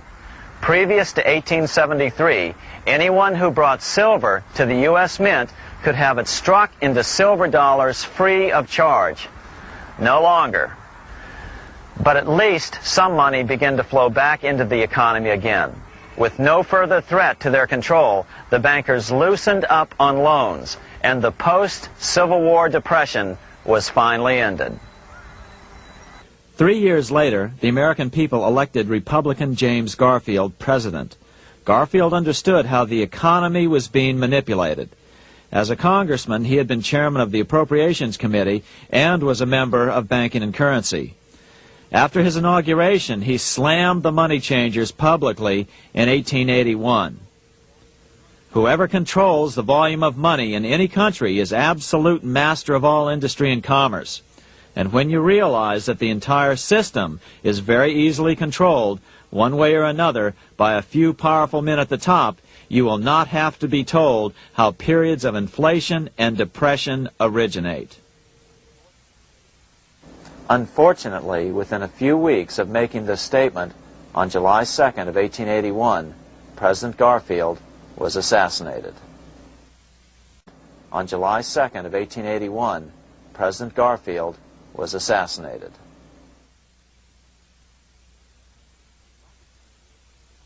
The money changers were gathering strength fast. They began a periodic fleecing of the flock, as they called it, by creating economic booms followed by further depressions so they could buy up thousands of homes and farms for pennies on the dollar. In 1891, the money changers prepared to take the American economy down again, and their methods and motives were laid out with shocking clarity in a memo sent out by the American Bankers Association, the ABA, an organization in which most bankers were members. Notice that this memo called for bankers to create a depression on a certain date 3 years in the future. According to the congressional record, here's how it read in part. On September 1st, 1894, we will not renew our loans under any consideration. On September 1st, we will demand our money. We will foreclose and become mortgagees in possession. We can take 2/3 of the farms west of the Mississippi and thousands of them east of the Mississippi as well at our price. Then the farmers will become tenants, as in England. These depressions could be controlled because America was on the gold money standard. Since gold is scarce, it's one of the easiest commodities to manipulate. People wanted silver money legalized again so they could escape the stranglehold the money changers had on gold money. People wanted silver money reinstated, reversing Mr. Said's Act of 1873, by then called the Crime of 73. By 1896, the issue of more silver money had become the central issue in the presidential campaign. William Jennings Bryan, a senator from Nebraska, ran for president as a Democrat on the free silver issue. At the Democratic National Convention in Chicago, he made an emotional speech which won him the nomination entitled Crown of Thorns and Cross of Gold. Though Bryan was only 36 years old at the time, this speech is widely regarded as the most famous oration ever made before a political convention. In the dramatic conclusion, Bryan said, "We will answer their demand for a gold standard by saying to them, you shall not press down upon the brow of labor this crown of thorns. You shall not crucify mankind upon a cross of gold." The bankers lavishly supported the Republican candidate, William McKinley, who favored the gold standard. The resulting contest was amongst the most fiercely contested presidential races in American history. Bryan made over 600 speeches in 27 states. The McKinley campaign got manufacturers and industrialists to inform their employees that if Bryan were elected, all factories and plants would close and there would be no work. The ruse succeeded. McKinley beat Bryan by a small margin. Bryan ran for president again in 1900 and in 1908, but fell short each time. During the 1912 Democratic Convention, Bryan was a powerful figure who helped Woodrow Wilson win the nomination. When Wilson became president, he appointed Bryan as Secretary of State, but Bryan soon became disenchanted with the Wilson administration. Bryan served only 2 years in the Wilson administration before resigning in 1915 over the highly suspicious sinking of the Lusitania, the event which was used to drive America into World War I. Although William Jennings Bryan never gained the presidency, his efforts delayed the money changers for 17 years from attaining their next goal, a new, privately owned central bank for America.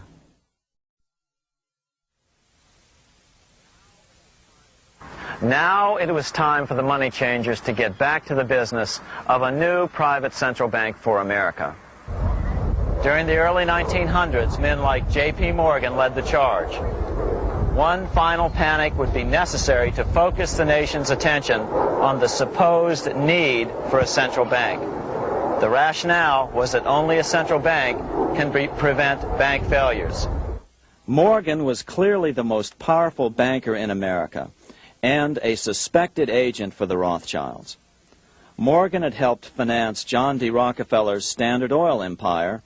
He had also helped finance the monopolies of Edward Harriman in railroads, of Andrew Carnegie in steel, and of others in numerous industries. But on top of that, J.P. Morgan's father, Junius Morgan, had been America's financial agent to the British.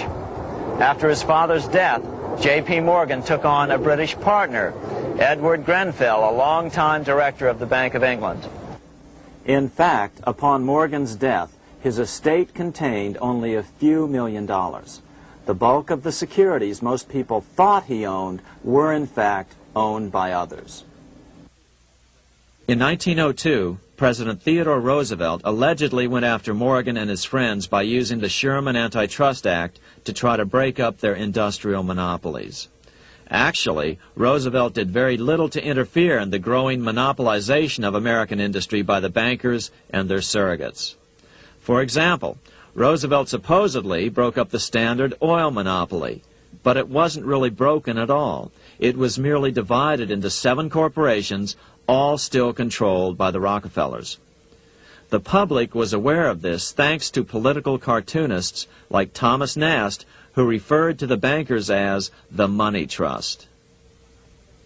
By 1907, the year after Teddy Roosevelt's re-election, Morgan decided it was time to try for a central bank again. Using their combined financial muscle, Morgan and his friends were secretly able to crash the stock market.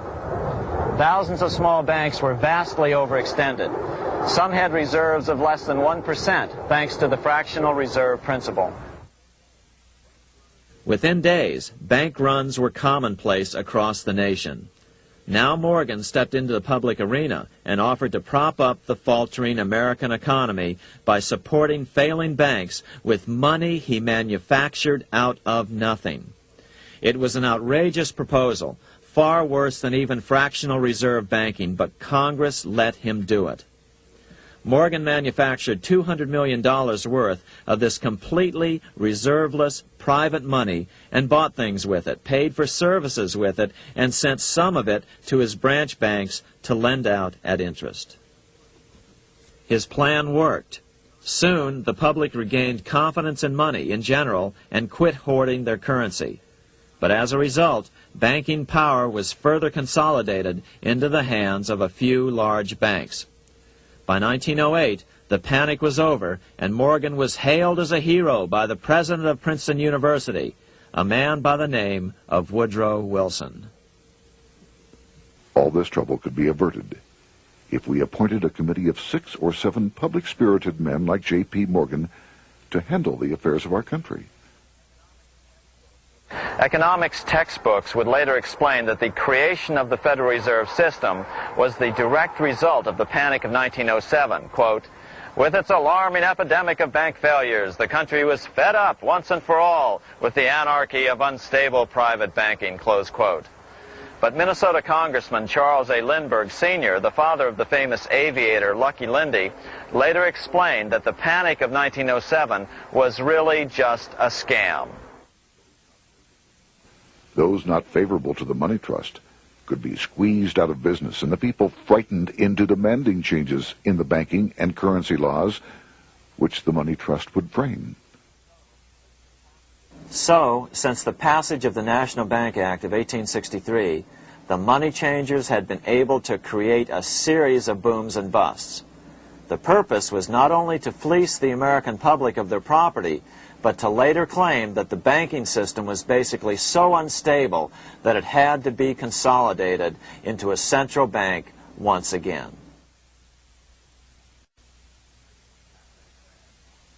After the crash, Teddy Roosevelt, in response to the panic of 1907, signed into law a bill creating something called the National Monetary Commission. The commission was to study the banking problem and make recommendations to Congress. Of course, the commission was packed with Morgan's friends and cronies. The chairman was a man named Senator Nelson Aldrich from Rhode Island. Aldrich represented the Newport, Rhode Island homes of America's richest banking families.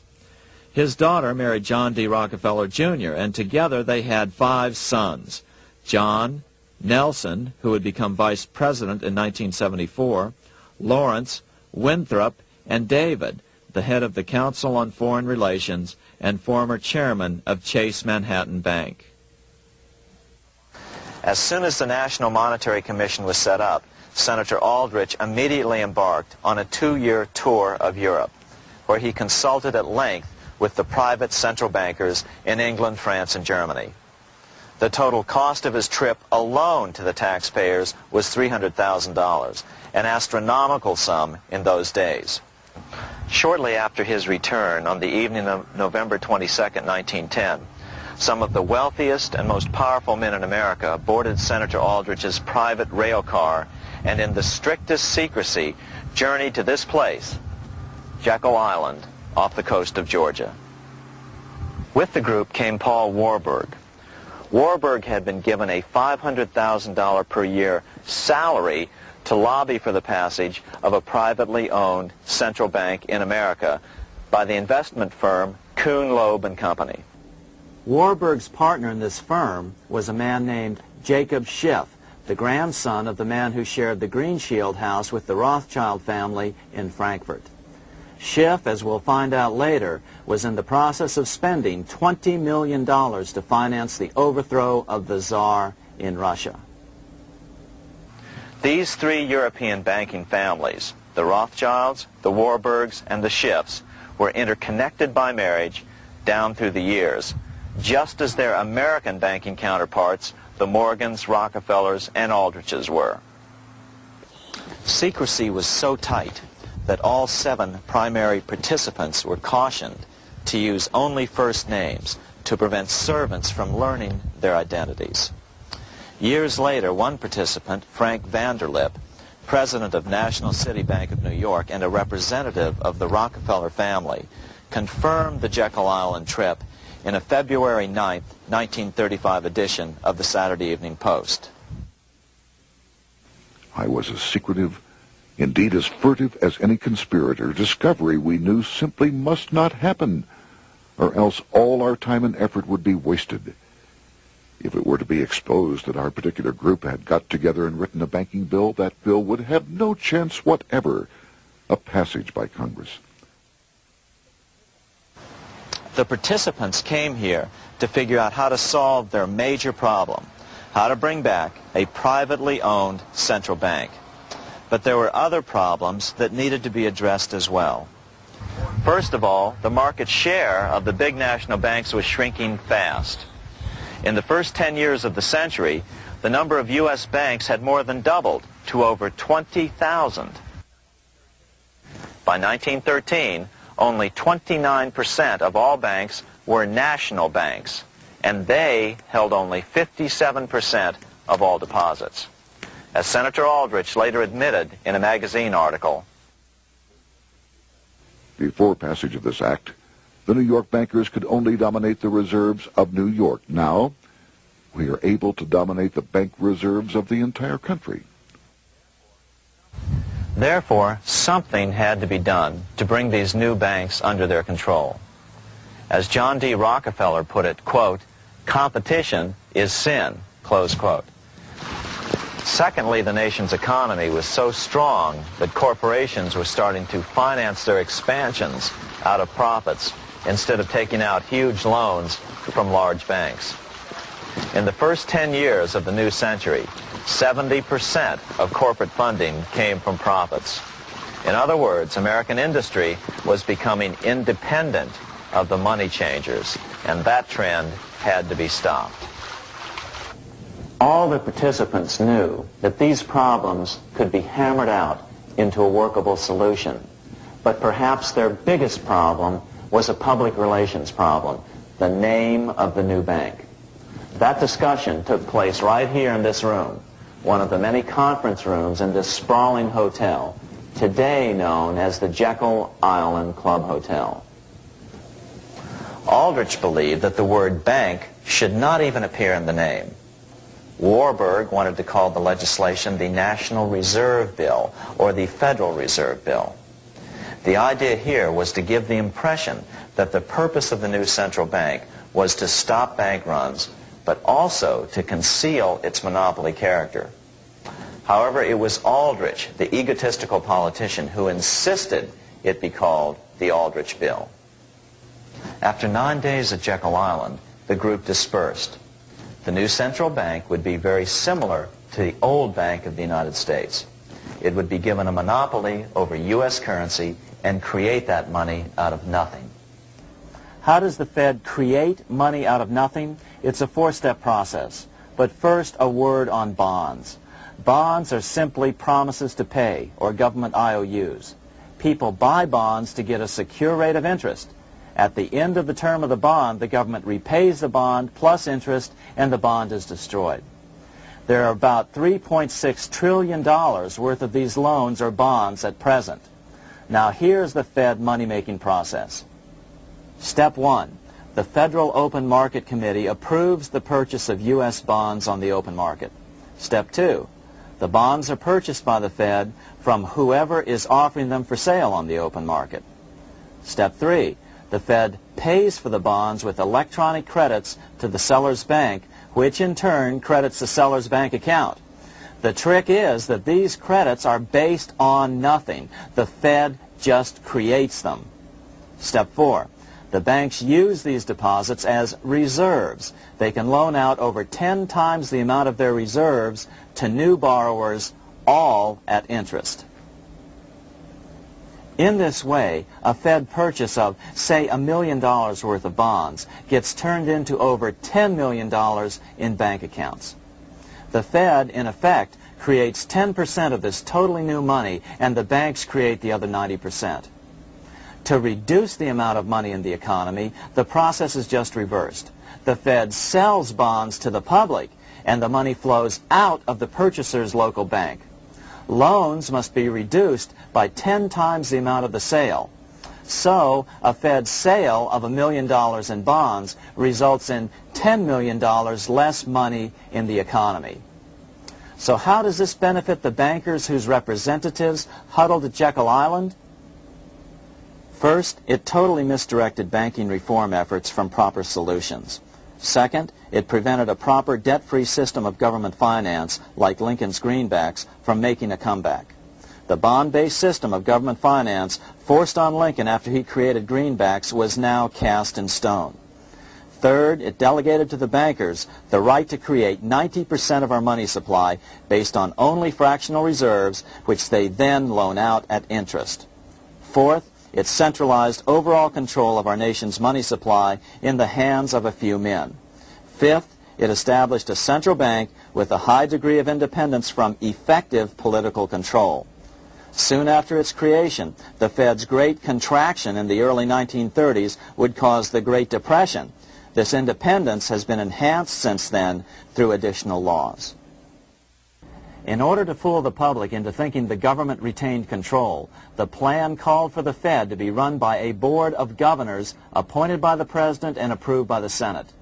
But all the bankers had to do was to be sure their men got appointed to the board of governors.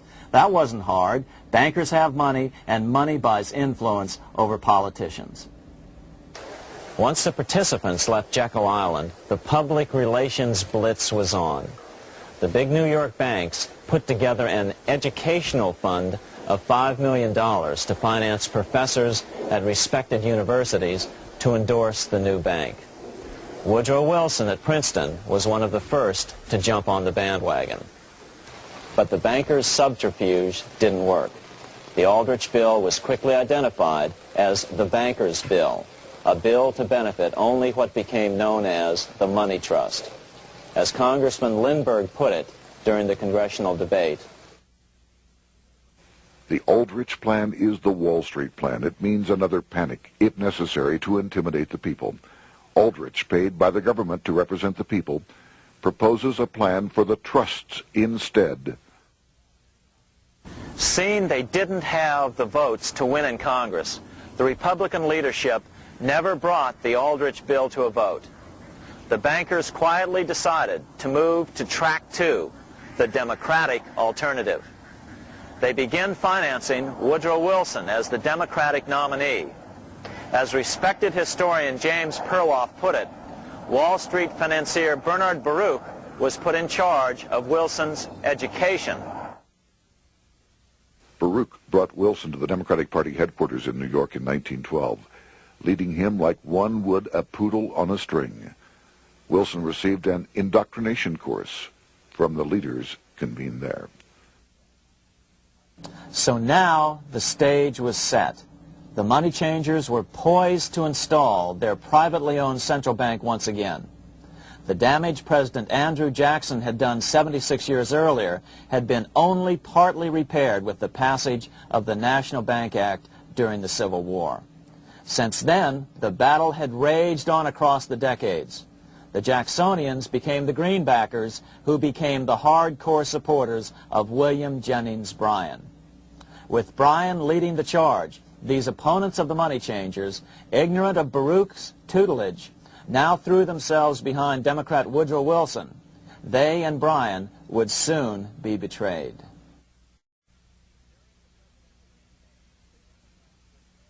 During the presidential campaign, the Democrats were careful to pretend to oppose the Aldrich bill.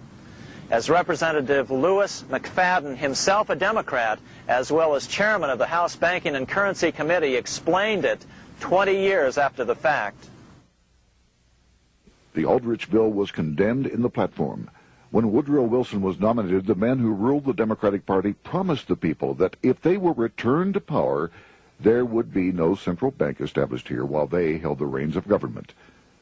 13 months later, that promise was broken, and the Wilson administration, under the tutelage of those sinister Wall Street figures who stood behind Colonel House, established here in our free country the worm-eaten, monarchical institution of the King's Bank, to control us from the top downward and to shackle us from the cradle to the grave.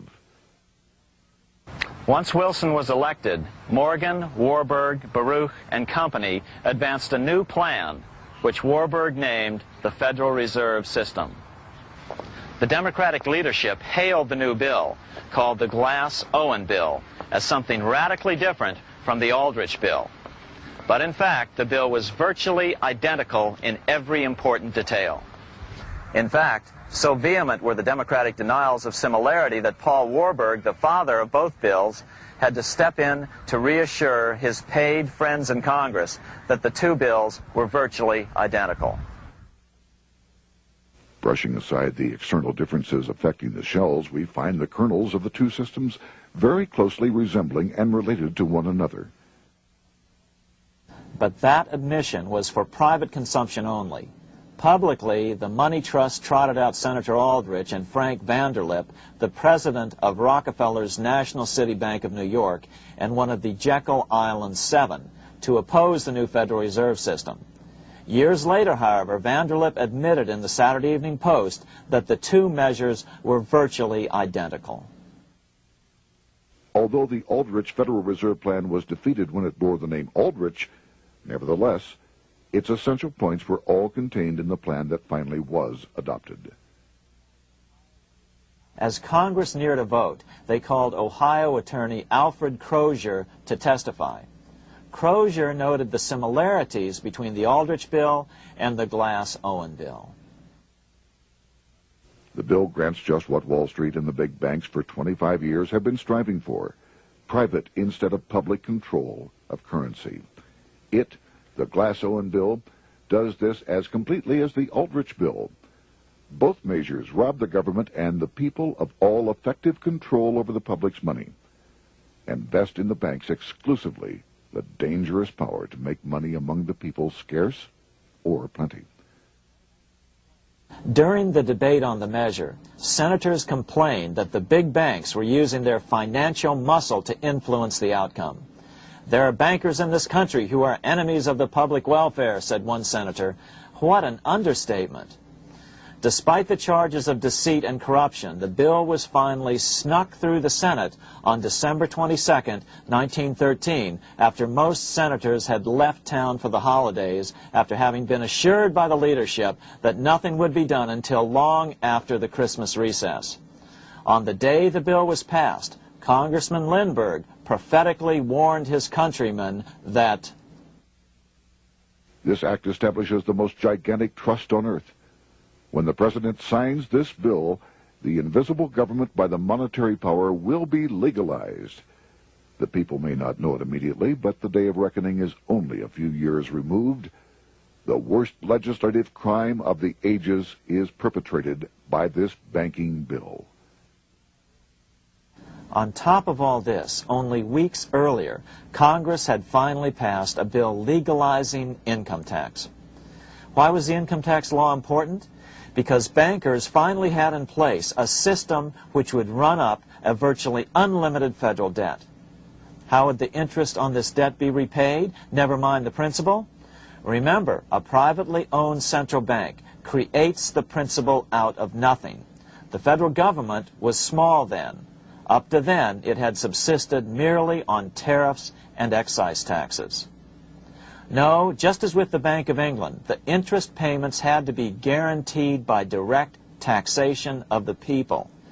The money changers knew that if they had to rely on contributions from the states, eventually the individual state legislatures would revolt and either refuse to pay the interest on their own money or at least bring political pressure to bear to keep the debt small. It is interesting to note that in 1895, the Supreme Court had found a similar income tax law to be unconstitutional. The Supreme Court even found a corporate income tax law unconstitutional in 1909. As a result, Senator Aldrich hustled a bill for a constitutional amendment allowing income tax through the Congress. The proposed 16th Amendment to the Constitution was then sent to the state legislatures for approval. But some critics claim that the 16th Amendment was never ratified by the necessary 3/4 of the states. In other words, the 16th Amendment may not be legal. But the money changers were in no mood to debate the fine points. By October of 1913, Senator Aldrich had hustled the income tax bill through Congress. Without the power to tax the people directly and bypass the states, the Federal Reserve Bill would be far less useful to those who wanted to drive America deeply into their debt. A year after the passage of the Federal Reserve Bill, Congressman Lindbergh explained how the Fed created what we have come to call the business cycle and how they use it to their advantage. To cause high prices, all the Federal Reserve Board will do will be to lower the rediscount rate, producing an expansion of credit and a rising stock market. Then, when businessmen are adjusted to these conditions, it can check prosperity in mid-career by arbitrarily raising the rate of interest.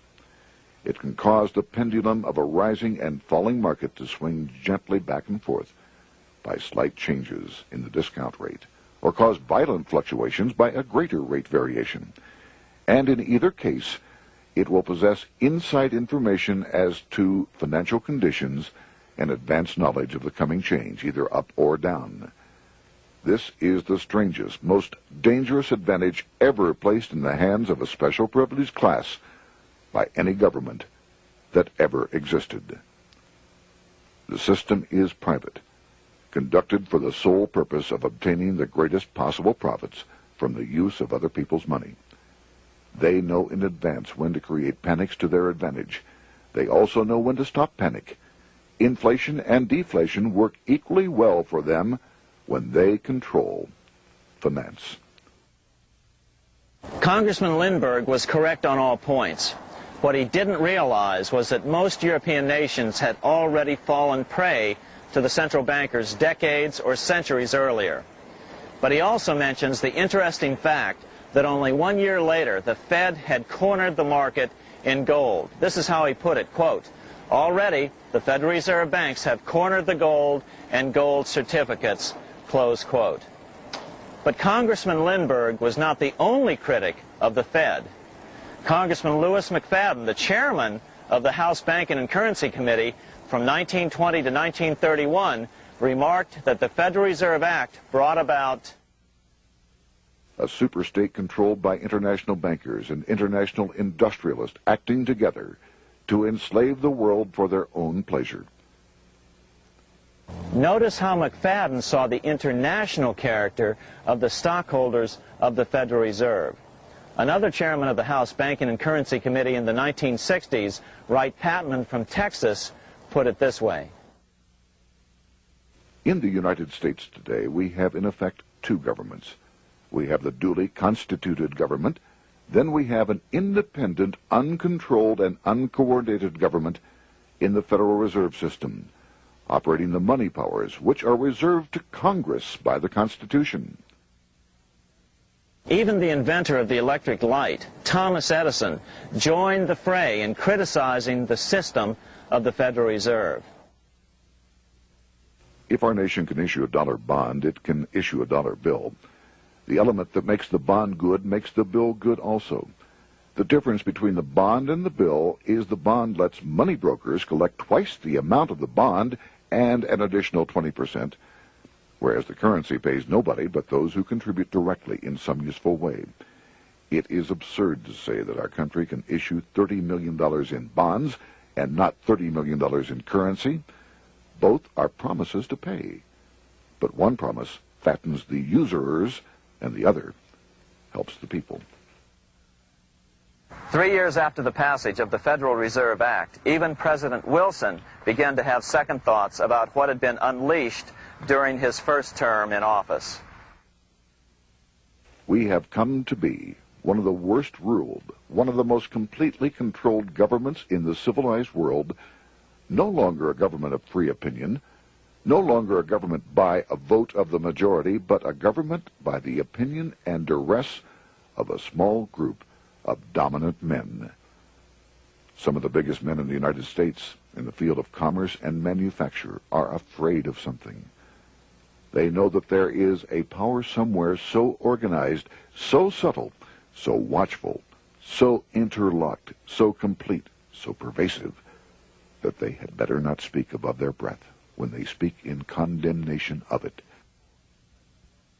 Before his death in 1924, President Wilson realized the full extent of the damage he had done to America when he confessed, "I have unwittingly ruined my government." So finally, the money changers, those who profit by manipulating the amount of money in circulation, had their privately owned central bank installed again in America. The major newspapers, which they also owned, hailed passage of the Federal Reserve Act of 1913, telling the public that now depressions could be scientifically prevented. The fact of the matter was that now depressions could be scientifically created. Power was now centralized to a tremendous extent. Now it was time for a war, a really big war. In fact, the First World War. Of course, to the central bankers, the political issues of war don't matter nearly as much as the profit potential, and nothing creates debts like warfare. England was the best example at that time. During the 119-year period between the founding of the Bank of England and Napoleon's defeat at Waterloo, England had been at war for 56 years, and much of the remaining time she'd been preparing for war. In World War I, the German Rothschilds loaned money to the Germans, the British Rothschilds loaned money to the British, and the French Rothschilds loaned money to the French. In America, J.P. Morgan was the sales agent for war materials to both the British and the French. In fact, 6 months into the war, Morgan became the largest consumer on earth, spending $10 million a day. His offices here at 23 Wall Street were mobbed by brokers and salesmen trying to cut a deal. In fact, it got so bad that the bank had to post guards at every door and at the partners' homes as well. Many other New York bankers made out as well from the war. President Wilson appointed Bernard Baruch to head the War Industries Board. According to historian James Perloff, both Baruch and the Rockefellers profited by some $200 million during the war. But profits were not the only motive. There was also revenge. The money changers never forgave the czars for their support of Lincoln during the Civil War. Also, Russia was the last major European nation to refuse to give in to the privately owned central bank scheme. 3 years after World War I broke out, the Russian Revolution toppled the Tsar and installed the scourge of communism. Jacob Schiff of Kuhn Loeb and Company bragged from his deathbed that he had spent $20 million towards the defeat of the Tsar. Money was funneled from England to support the revolution as well. Why would some of the richest men in the world financially back communism, the system that was openly vowing to destroy the so-called capitalism that made them wealthy? Researcher Gary Allen explained it this way. If one understands that socialism is not a share the wealth program, but is, in reality, a method to consolidate and control the wealth, then the seeming paradox of super-rich men promoting socialism becomes no paradox at all. Instead, it becomes logical, even the perfect tool of power-seeking megalomaniacs. Communism, or more accurately socialism, is not a movement of the downtrodden masses, but of the economic elite. As W. Cleon Skousen put it in his 1970 book, The Naked Capitalist, Power from any source tends to create an appetite for additional power. It was almost inevitable that the super-rich would one day aspire to control not only their own wealth, but the wealth of the whole world.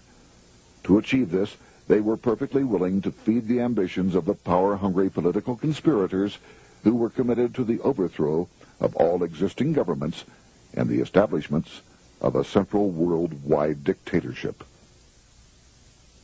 But what if these revolutionaries get out of control and try to seize power from the super-rich?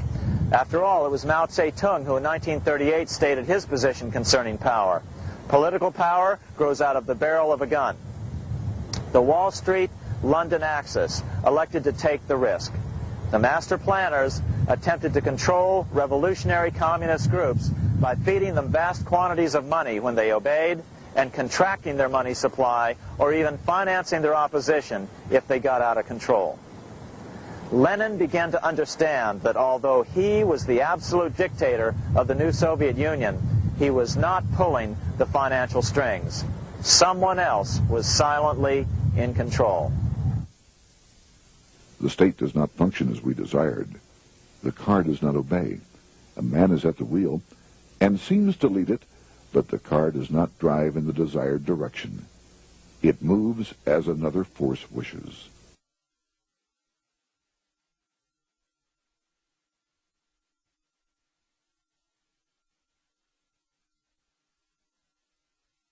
Who is behind it? Representative Louis T. McFadden, the chairman of the House Banking and Currency Committee throughout the 1920s and into the Great Depression years of the 1930s, explained it this way. The course of Russian history has indeed been greatly affected by the operations of international bankers. The Soviet government has been given United States Treasury funds by the Federal Reserve Board, acting through the Chase Bank. England has drawn money from us through the Federal Reserve banks and has relent it at high rates of interest to the Soviet government. The Dnipro Dam was built with funds unlawfully taken from the United States Treasury by the corrupt and dishonest Federal Reserve Board and the Federal Reserve banks. In other words, the Fed and the Bank of England, at the behest of the international bankers who controlled them, were creating a monster, one which would fuel 7 decades of unprecedented communist revolution, warfare, and most importantly, debt. In case you think there's some chance that the money changers got communism going and then lost control, in 1992 the Washington Times reported that Russian President Boris Yeltsin was upset that most of the incoming foreign aid was being siphoned off, quote, straight back into the coffers of Western banks in debt service, close quote. No one in his right mind would claim that a war as large as World War I had a single cause. Wars are complex things with many causative factors. But on the other hand, it would also be equally foolish to ignore as a prime cause of World War I those who would profit the most from the war. The role of the money changers is no wild conspiracy theory. They had a motive, a short-ranged, self-serving motive, as well as a long-range political motive of advancing totalitarian governments, with the money changers maintaining the financial clout to control whatever politician might emerge as the leader. Next, we'll see what the money changers' ultimate political goal is for the world.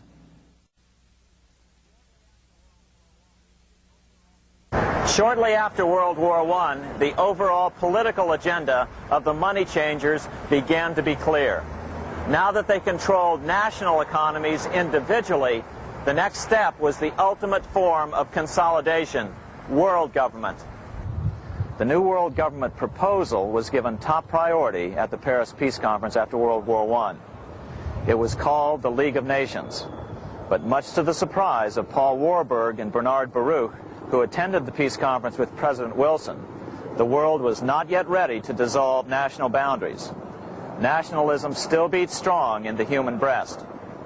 For example, Lord Curzon, the British Foreign Secretary, called the League of Nations a good joke, even though it was the stated policy of the British government to support it.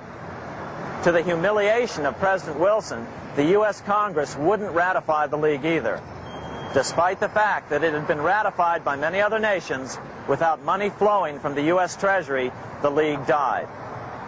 After World War I, the American public had grown tired of the internationalist policies of Democrat Woodrow Wilson. In the presidential election of 1920, Republican Warren Harding won a landslide victory with over 60% of the vote. Harding was an ardent foe of both Bolshevism and the League of Nations.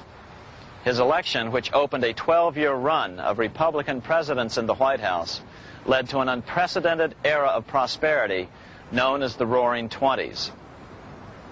Despite the fact that the war had brought America a debt 10 times larger than its Civil War debt, still the American economy surged.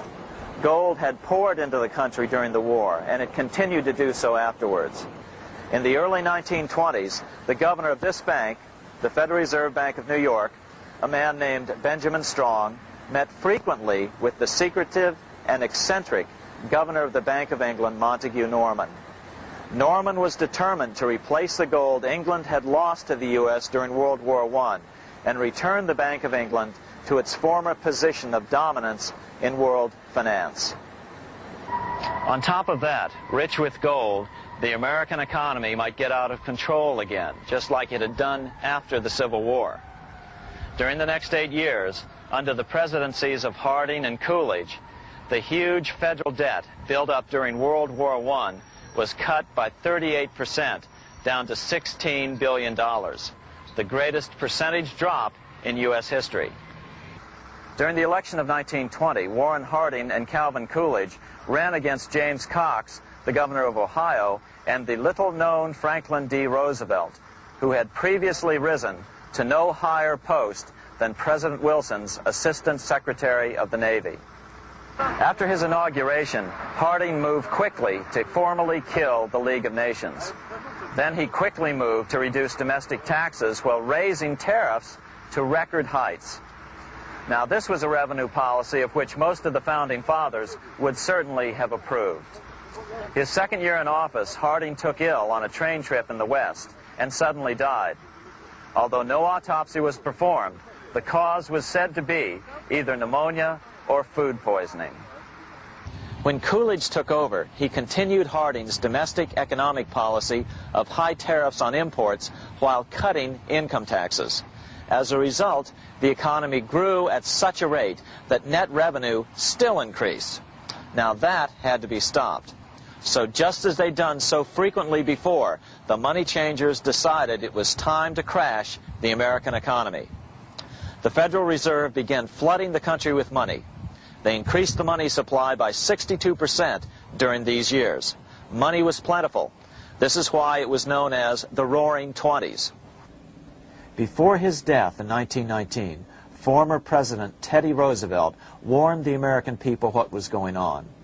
As reported in the March 27, 1922 edition of the New York Times, Roosevelt said, "These international bankers and Rockefeller Standard Oil interests control the majority of newspapers and the columns of these papers to club into submission or drive out of public office officials who refuse to do the bidding of the powerful, corrupt cliques which compose the invisible government."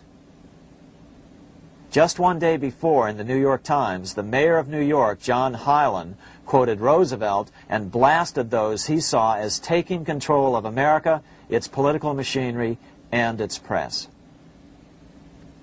The warning of Theodore Roosevelt has much timeliness today, for the real menace of our republic is this invisible government which, like a giant octopus, sprawls its slimy length over city, state, and nation. It seizes in its long and powerful tentacles our executive officers, our legislative bodies, our schools, our courts, our newspapers, and every agency created for the public protection. To depart from mere generalizations, let me say that at the head of this octopus are the Rockefeller Standard Oil interest and a small group of powerful banking houses generally referred to as the international bankers. The little coterie of powerful international bankers virtually run the United States government for their own selfish purposes. They practically control both parties, write political platforms, make cat's paws of party leaders, use the leading men of private organizations, and resort to every device to place a nomination for high public office only such candidates as will be amenable to the dictates of corrupt big business. These international bankers and Rockefeller Standard Oil interests control the majority of newspapers and magazines in this country. Why didn't people listen to such strong warnings and demand that Congress reverse its 1913 passage of the Federal Reserve Act? Because remember, it was the 1920s. A steady increase in bank loans contributed to a rising market. In other words, just as it is today, in times of prosperity, no one wants to worry about economic issues. But there was a dark side to all this prosperity. Businesses expanded and became strung out on credit. Speculation in the booming stock market became rampant. Although everything looked rosy, it was a castle made of sand. When all was in readiness, in April of 1929, Paul Warburg, the father of the Federal Reserve, sent out a secret advisory warning his friends that a collapse and nationwide depression was certain. In August of 1929, the Fed began to tighten money. It is not a coincidence that the biographies of all the Wall Street giants of that era, John D. Rockefeller, J.P. Morgan, Bernard Baruch, etc., all marvel that they got out of the stock market just before the crash and put all their assets in cash or gold. On October 24th, 1929, the big New York bankers called in their 24-hour broker call loans. This meant that both stockbrokers and customers had to dump their stocks on the market to cover their loans, no matter what price they had to sell them for. As a result, the market tumbled, and that day was known as Black Thursday. According to John Kenneth Galbraith, writing in The Great Crash, 1929, at the height of the selling frenzy, Bernard Baruch brought Winston Churchill into the visitors' gallery of the New York Stock Exchange here to witness the panic and impress him with his power over the wild events down on the floor. Congressman Louis McFadden, chairman of the House Committee on Banking and Currency from 1920 to 1931, knew who to blame. He accused the Fed and the international bankers of orchestrating the crash. It was not accidental. It was a carefully contrived occurrence. The international bankers sought to bring about a condition of despair here so that they might emerge as rulers of us all. But McFadden went even farther. He openly accused them of causing the crash in order to steal America's gold. In February 1931, in the midst of the Depression, he put it this way. I think it can hardly be disputed that the statesmen and financiers of Europe are ready to take almost any means to reacquire rapidly the gold stock which Europe lost to America as the result of World War I. Curtis Dahl, a broker for Lehman Brothers, was on the floor of the New York Stock Exchange the day of the crash. In his 1970 book, FDR, My Exploited Father-in-Law, he explained that the crash was triggered by the planned sudden shortage of call money in the New York money market. Actually, it was the calculated shearing of the public by the world money powers triggered by the planned sudden shortage of call money in the New York money market. Within a few weeks, $3 billion of wealth simply seemed to vanish. Within a year, $40 billion had been lost. But did it really disappear? Or was it simply consolidated in fewer hands?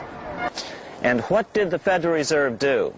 Instead of moving to help the economy out by quickly lowering interest rates to stimulate the economy, the Fed continued to brutally contract the money supply further, deepening the Depression. Between 1929 and 1933, the Fed reduced the money supply by an additional 33%. Although most Americans have never heard that the Fed was the cause of the Depression, this is well known among top economists. Milton Friedman, the Nobel Prize-winning economist now of Stanford University, said the same thing in a National Public Radio interview in January of 1996. The Federal Reserve definitely caused the Great Depression by contracting the amount of currency in circulation by 1/3 from 1929 to 1933. But the money lost by most Americans during the Depression didn't just vanish. It was just redistributed into the hands of those who had gotten out just before the crash and had purchased gold, which is always a safe place to put your money just before a depression. But America's money also went overseas. Incredibly, as President Hoover was heroically trying to rescue banks and prop up businesses, with millions of Americans starving as the Great Depression deepened, millions of dollars were being spent rebuilding Germany from damage sustained during World War I. 8 years before Hitler would invade Poland, Representative Louis McFadden, chairman of the House Banking and Currency Committee, warned Congress that Americans were paying for Hitler's rise to power. After World War I, Germany fell into the hands of the German international bankers. Those bankers bought her, and they now own her lock, stock, and barrel. They have purchased her industries, they have mortgages on her soil, they control her production, they control all her public utilities. The international German bankers have subsidized the present government of Germany, and they have also supplied every dollar of the money Adolf Hitler has used in his lavish campaign to build up a threat to the government of Brüning. When Brüning fails to obey the orders of the German international bankers, Hitler is brought forth to scare the Germans into submission. Through the Federal Reserve Board, over $30 billion of American money has been pumped into Germany. You have all heard of the spending that's taken place in Germany. Modernistic dwellings, her great planetariums, her gymnasiums, her swimming pools, her fine public highways, her perfect factories. All this was done on our money. All this was given to Germany through the Federal Reserve Board. The Federal Reserve Board has pumped so many billions of dollars into Germany that they dare not name the total. Franklin D. Roosevelt was swept into office during the 1932 presidential election. Once Roosevelt was in office, however, sweeping emergency banking measures were immediately announced, which did nothing but increase the Fed's power over the money supply. Then, and only then, did the Fed finally begin to loosen the purse strings and feed new money out to the starving American people. Finally begin to loosen the purse strings and feed new money out to the starving American people. At first, Roosevelt railed against the money changers as being the cause of the Depression. Believe it or not, this is what he said on March 4th, 1933, in his inaugural address. Practices of the unscrupulous money changers stand indicted in the court of public opinion, rejected by the hearts and minds of men. The money changers have fled from their high seats in the temple of our civilization. But 2 days later, Roosevelt declared a bank holiday and closed all banks. Later that year, Roosevelt outlawed private ownership of all gold bullion and all gold coins with the exception of rare coins. Most of the gold in the hands of the average American was in the form of gold coins. The new decree was, in effect, a confiscation. Those who didn't comply risk as much as 10 years in prison and a $10,000 fine, the equivalent of $100,000 today. Out in small-town America, some people didn't trust Roosevelt's order. Many were torn between keeping their hard-earned wealth or obeying the government. Those who did turn in their gold were paid the official price for it, $20.66 per ounce. So unpopular was the confiscation order that no one anywhere in government would take credit for authoring it. No congressman claimed it, At the signing ceremony, President Roosevelt made it clear to all present that he was not the author of it and publicly stated that he had not ever read it. Even his Secretary of the Treasury said he'd never read it either, saying it was, quote, what the experts wanted. Roosevelt convinced the public to give up their gold by saying that pooling the nation's resources was necessary to get America out of the Depression. With great fanfare, he ordered a new bullion depository built to hold the mountain of gold the U.S. government was illegally confiscating. By 1936, the U.S. bullion depository at Fort Knox was completed, and in January 1937, the gold began to flow into it. The rip-off of the ages was about to proceed.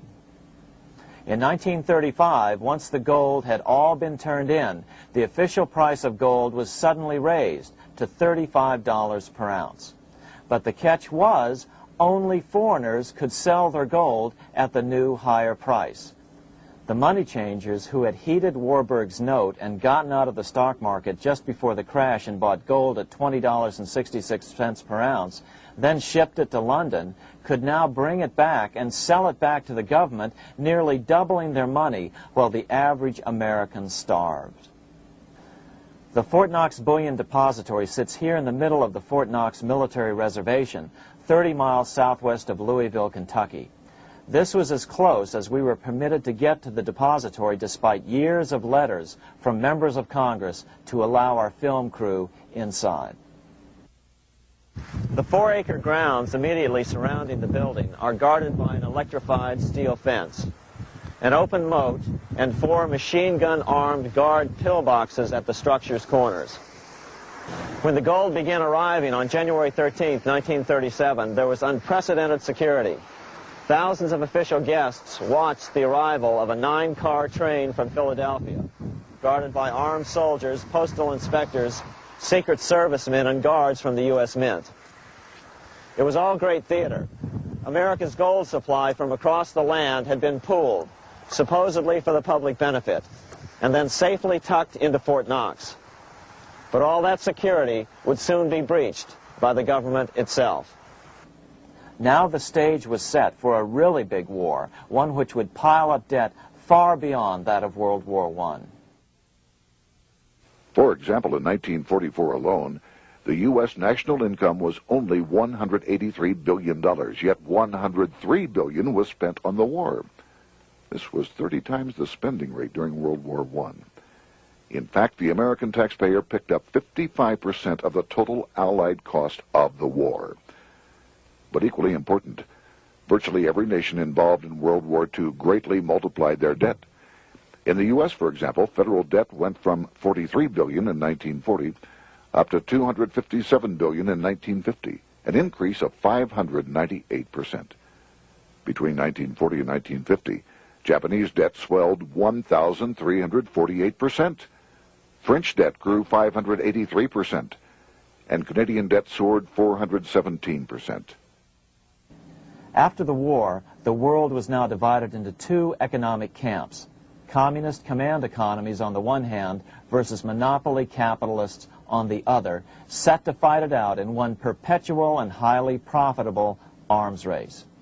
It was finally time for the central bankers to embark in earnest on their 3-step plan to centralize the economic systems of the entire world and finally bring about their global government or New World Order.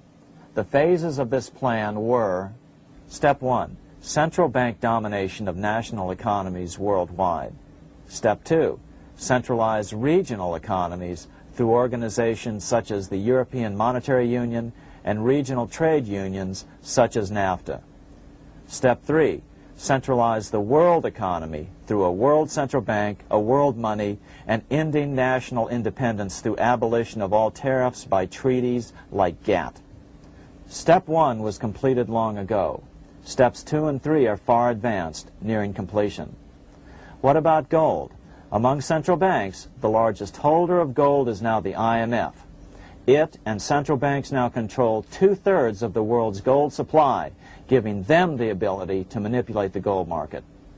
Remember the money changer's golden rule: he who has the gold makes the rules. But before we get into solutions to our problem, let's take a look at what happened to all that gold in Fort Knox. Because if we don't understand that the gold has been stolen, we'll allow ourselves to be stampeded into the wrong solution, a gold-backed currency. Most Americans still believe that the gold is still here at Fort Knox.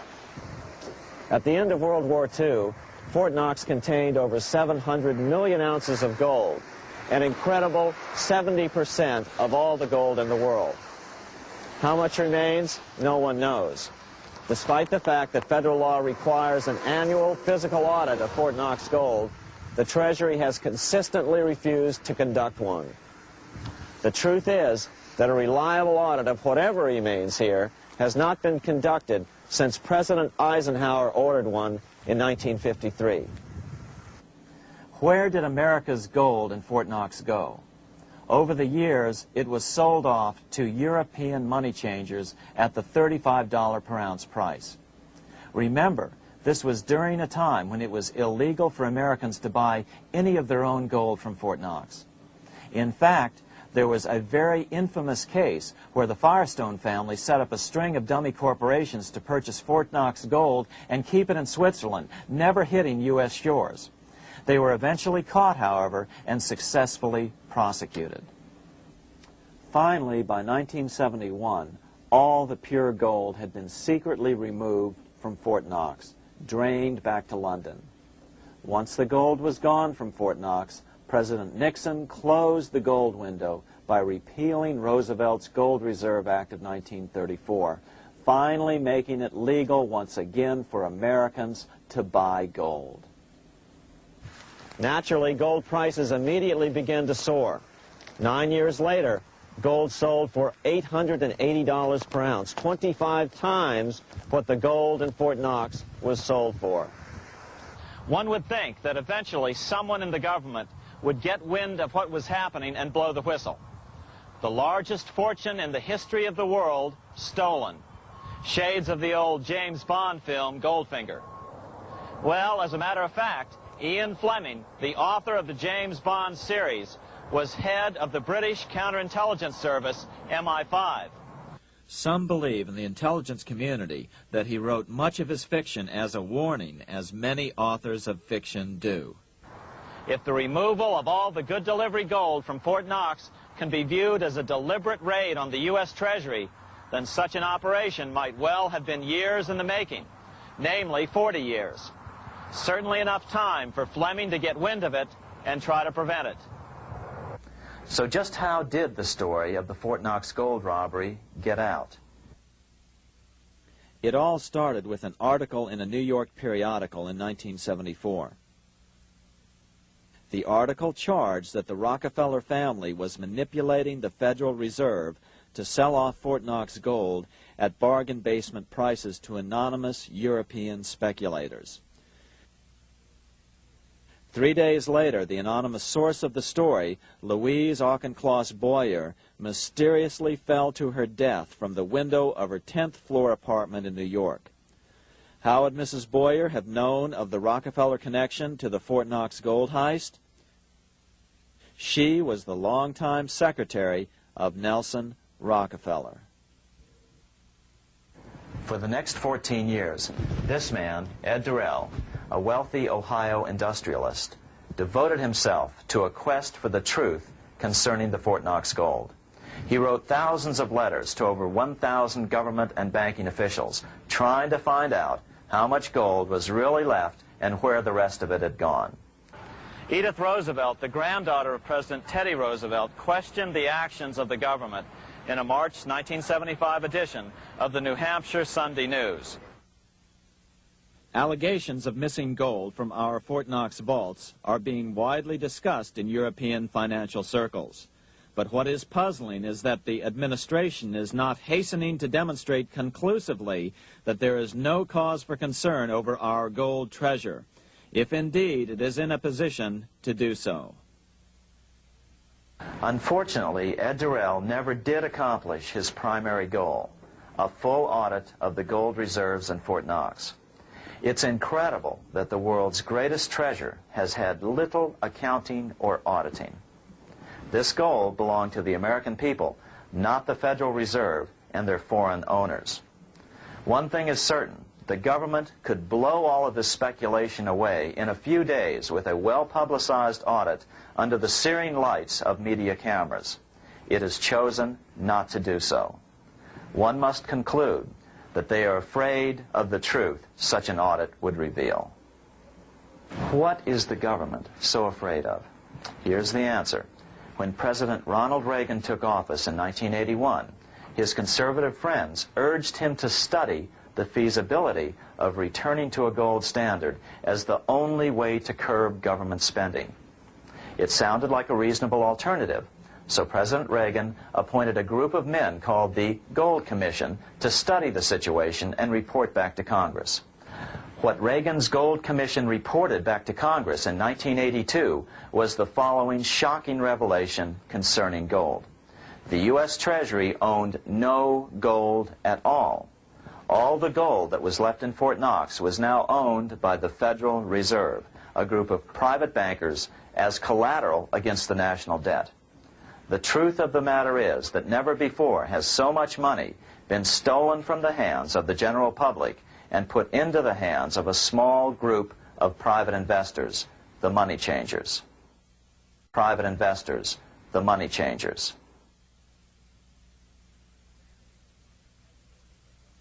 I'm standing in front of the headquarters of the International Monetary Fund located in Washington, D.C. Across the street, right over there, is the headquarters of the World Bank. What are these organizations and who controls them, and most importantly, are they about to create a huge worldwide depression? Let us step back in time for a moment to the aftermath of World War I. People were tired of war, so under the guise of peacemaking, the international bankers devised a plan to consolidate power even further. Claiming only an international government would stem the tide of world wars, the money changers pushed forward a proposal for world government which stood on three legs. A world central bank to be called the Bank of International Settlements, a world judiciary to be called the World Court located in The Hague, the Netherlands, and a world executive and legislature to be called the League of Nations. As President Clinton's mentor, Georgetown historian Carroll Quigley wrote in his 1966 book, Tragedy and Hope, the powers of financial capitalism had a far-reaching plan, nothing less than to create a world system of financial control in private hands, able to dominate the political system of each country and the economy of the world as a whole. This system was to be controlled in a feudalistic fashion by the central banks of the world, acting in concert by secret agreements arrived at in frequent meetings and conferences. The apex of the system was to be the Bank for International Settlements in Bâle, Switzerland, a private bank owned and controlled by the world central banks, which were themselves private corporations. Each central bank sought to dominate its government by its ability to control treasury loans, to manipulate foreign exchanges, to influence the level of economic activity in the country, and to influence cooperative politicians by subsequent economic rewards in the business world. Despite intense pressure from the international bankers and the press, a handful of U.S. senators, led by Senator Henry Cabot Lodge, kept the U.S. out of these schemes. Without U.S. participation, the League was doomed. Incredibly, even though the U.S. rejected the World Central Bank, the BIS, the New York Federal Reserve ignored its government and arrogantly sent representatives to Switzerland to participate in the central bankers' meeting right up until 1994, when the U.S. was finally officially dragged into it. Their world government schemes thwarted, the bankers resorted to the old formula, another war to wear down the resistance to world government while reaping handsome profits. To this end, Wall Street helped resurrect Germany through the Thyssen banks, which were affiliated with the Harriman interest in New York, just as the Chase Bank had assisted in the financing of the Bolshevik Revolution in Russia during World War I. Chase Bank was controlled by the Rockefeller family. Subsequently, it was merged with Warburg's Manhattan Bank to form the Chase Manhattan Bank. Now this has merged with Chemical Bank of New York, making it the largest Wall Street bank. Their strategy worked. Even before World War II was over, world government was back on track. In 1944, at Bretton Woods, New Hampshire, the International Monetary Fund and the World Bank were approved with full U.S. participation. The Second League of Nations, renamed the United Nations, was approved in 1945. Soon, a new international court system was functioning as well. All effective opposition to these international bodies before the war had evaporated in the heat of war, just as planned. These new organizations simply repeated on a world scale what the National Banking Act of 1864 and the Federal Reserve Act of 1913 had established in the U.S. They created a banking cartel composed of the world's central banks, which gradually assumed the power to dictate credit policies to the banks of all the nations. For example, just as the Federal Reserve Act authorized the creation of a new national fiat currency called Federal Reserve Notes, the IMF has been given the authority to issue a world fiat money called Special Drawing Rights, or SDRs. To date, the IMF has created in excess of $30 billion worth of SDRs. Member nations are being pressured to make their currencies fully exchangeable for SDRs. In 1968, Congress approved laws authorizing the Fed to accept SDRs as reserves in the U.S. and to issue Federal Reserve notes in exchange for SDRs. What does that mean? It means that in the U.S., SDRs are already a part of our lawful money. And what about gold? SDRs are already partially backed by gold. And with 2/3 of world gold now in the hands of central banks, the money changers can go about structuring the world's economic future in whichever way they deem most profitable.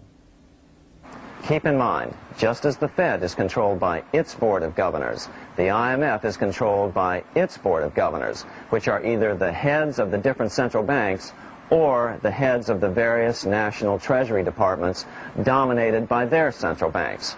Voting power in the IMF gives the U.S. and the U.K., that is to say the Fed and the Bank of England, effective control. Just as the Fed controls the amount of money in the U.S., the BIS, IMF, and World Bank control the money supply for the world. So we see the repetition of the old goldsmith's fraud, replicated on the national scale with central banks like the Fed, and on the international scale by the three arms of the world central bank. Is this organization of the BIS, the IMF, and the World Bank, which we refer to collectively as the World Central Bank, presently expanding and contracting world credit? Yes. Regulations put into effect in 1988 by the BIS required the world's bankers to raise their capital and reserves to 8% of liabilities by 1992. Increased capital requirements put an upper limit to the fractional reserve lending, similar to the way cash reserve requirements do. What has this seemingly insignificant regulation made in a Swiss city 8 years ago meant to the world? It means our banks cannot loan more and more money to buy more and more time before the next depression, as a maximum loan ratio is now set. It means those nations with the lowest bank reserves in their systems have already felt the terrible effects of this credit contraction as their banks scrambled to raise money to increase their reserves to 8%. To raise the money, they had to sell stocks, which depressed their stock markets and began the depression first in their countries. Japan, which in 1988 had among the lowest capital and reserve requirements, and thus was the most affected by the regulation, has experienced a financial crash which began almost immediately in 1989, which has wiped out a staggering 50% of the value of its stock market since 1990 and 60% of the value of its commercial real estate. The Bank of Japan has lowered its interest rates to 0.5%, practically giving away money to resurrect the economy, but still the depression worsens. Due to the $20 billion U.S. bailout of Mexico, the financial collapse in that nation is already known here. Yet despite the bailout, the economy continues to be a disaster. One huge debt after another is rolled over as new loans are being made simply to enable Mexico to pay the interest on the old loans. In the south of Mexico, the poor have been in open revolt as every spare peso is being siphoned out of the country to make interest payments. It is important to note that a radical transfer of power is taking place as nations become subservient to a supranational world central bank controlled by a handful of the world's richest bankers. As the IMF creates more and more SDRs by the stroke of a pen on IMF ledgers, more and more nations borrow them to pay interest on their mounting debts and gradually fall under the control of the faceless bureaucrats of the World Central Bank. As the worldwide depression worsens and spreads, this will give the World Central Bank the power of economic life and death over these nations. It will decide which nations will be permitted to receive further loans and which nations will starve. Despite all the rhetoric about development and the alleviation of poverty, the result is a steady transfer of wealth from the debtor nations to the money changers' central banks which control the IMF and the World Bank. For example, in 1992, the Third World debtor nations, which borrowed from the World Bank, paid $198 million more to the central banks of the developed nations for World Bank-funded purposes than they received from the World Bank. All this increases their permanent debt in exchange for temporary relief of poverty caused by prior borrowings. Already, these repayments exceed the amount of the new loans. By 1992, Africa's external debt had reached $290 billion, 2.5 times greater than in 1980, resulting in skyrocketing infant mortality rates and unemployment, deterioration of schools, housing, and the general health of the people. The entire world faces the immeasurable suffering already destroying the Third World and now Japan, all for the benefit of the money changers. As one prominent Brazilian politician put it, "The Third World War has already started.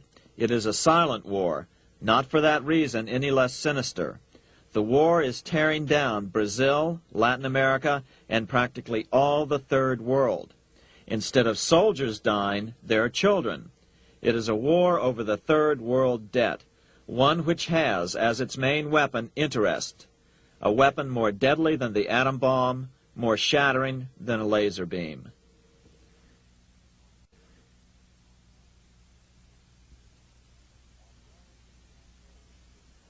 although it would be absurd to ignore the pivotal role played by influential families such as the Rothschilds, the Warburgs, the Schiffs, the Morgans, and the Rockefellers in any review of the history of central banking and fractional banking, keep in mind, by now, central banks and the large commercial banks are up to 3 centuries old and deeply entrenched in the economic life of many nations.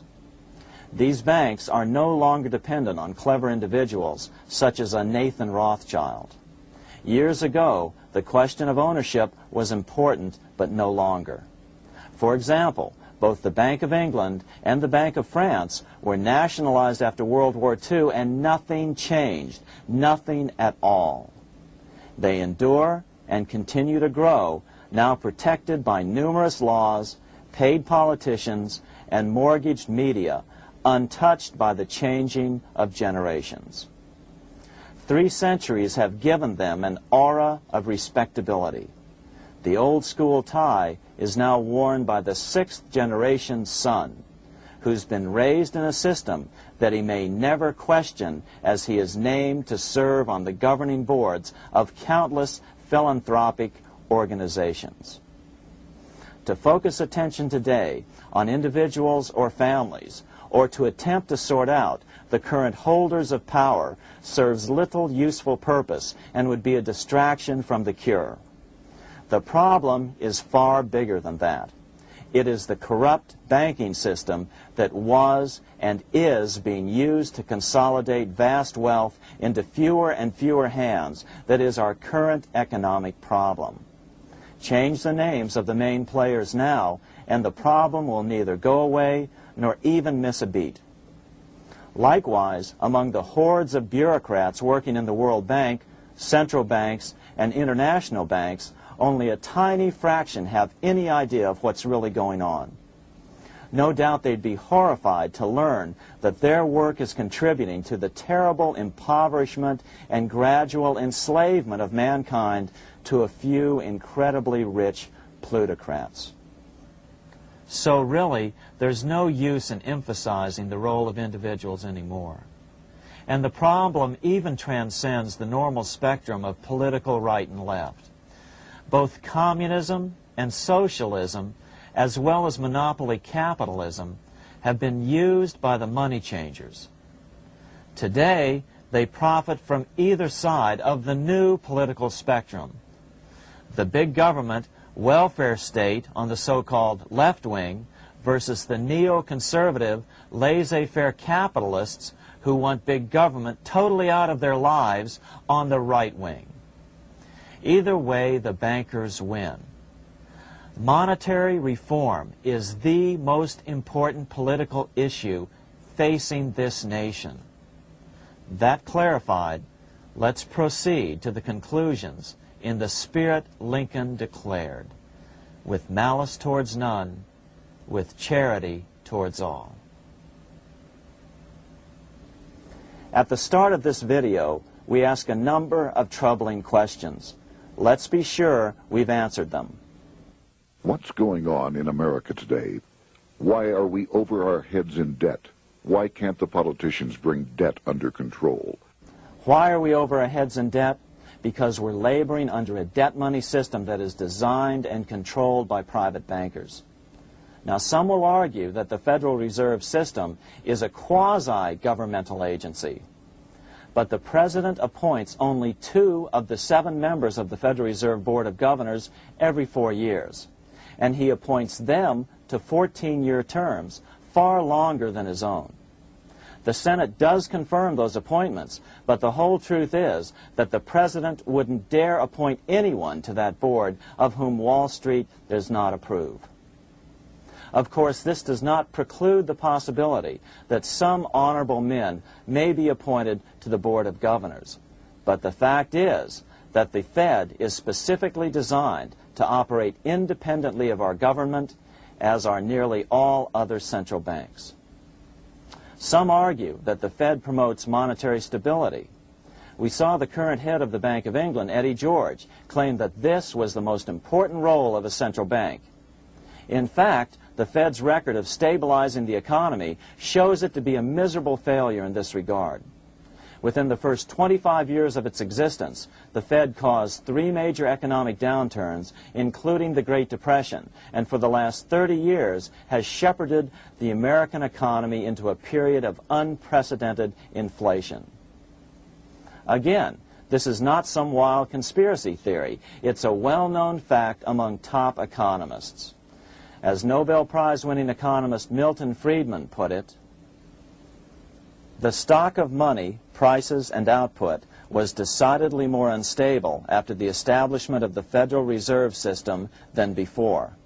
The most dramatic period of instability in output was, of course, the period between the 2 wars, which includes the severe monetary contractions of 1920-21, 1929-33, and 1937-38. No other 20-year period in American history contains as many as 3 such severe contractions. This evidence persuades me that at least a third of the price rise during and just after World War I is attributable to the establishment of the Federal Reserve System, and that the severity of each of the major contractions, 1920-21, 1929-33, and 1937-38, is directly attributable to acts of commission and omission by the reserve authorities. Any system which gives so much power and so much discretion to a few men so that mistakes, excusable or not, can have such far-reaching effects is a bad system. It is a bad system to believers in freedom just because it gives a few men such power without any effective check by the body politic. This is the key political argument against an independent central bank. To paraphrase Clemenceau, money is much too serious a matter to be left to the central bankers. We must learn from our history before it is too late. Why can't politicians control the federal debt? Because all our money is created out of debt. Again, it's a debt money system. Our money is created initially by the purchase of U.S. bonds. The public buys bonds like savings bonds, the banks buy bonds, foreigners buy bonds, and when the Fed wants to create more money in the system, it buys bonds, but pays for them with a simple bookkeeping entry which it creates out of nothing.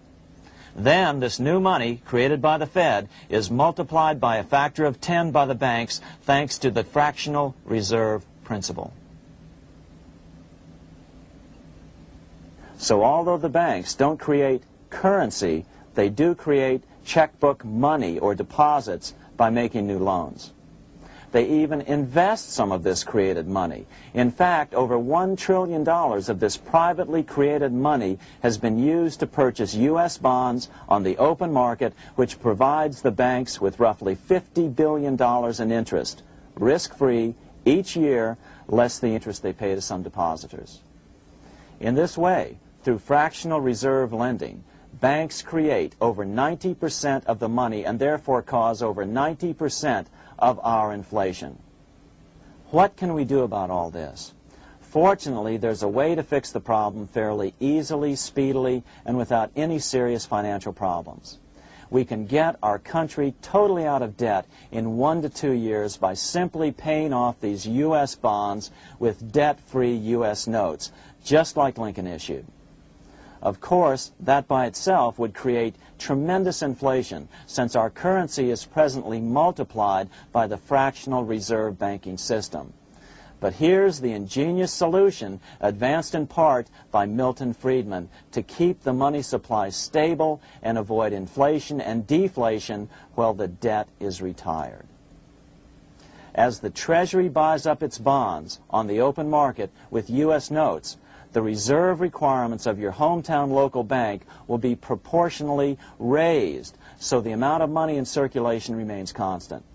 As those holding bonds are paid off in U.S. notes, they will deposit this money, thus making available the currency then needed by the banks to increase their reserves. Once all the U.S. bonds are replaced with U.S. notes, banks will be at 100% reserve banking instead of the fractional reserve system currently in use. From this point on, the former Fed buildings will only be needed as a central clearinghouse for checks and as vaults for U.S. notes. The Federal Reserve Act will no longer be necessary and could be repealed. Monetary power can be transferred back to the Treasury Department. There would be no further creation or contraction of money by banks. By doing it this way, our national debt can be paid off in a single year or so, and the Fed and fractional reserve banking abolished without national bankruptcy, financial collapse, inflation or deflation, or any significant change in the way the average American goes about his business. To the average person, the primary difference would be that for the first time since the Federal Reserve Act was passed in 1913, taxes would begin to go down. Now there's a real national blessing for you, rather than for Hamilton's banker friends. Now let's take a look at these proposals in more detail. Here are the main provisions of a Monetary Reform Act which needs to be passed by Congress.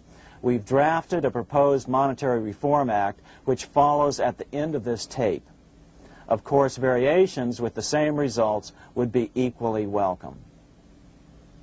1. Pay off the debt with debt-free U.S. notes.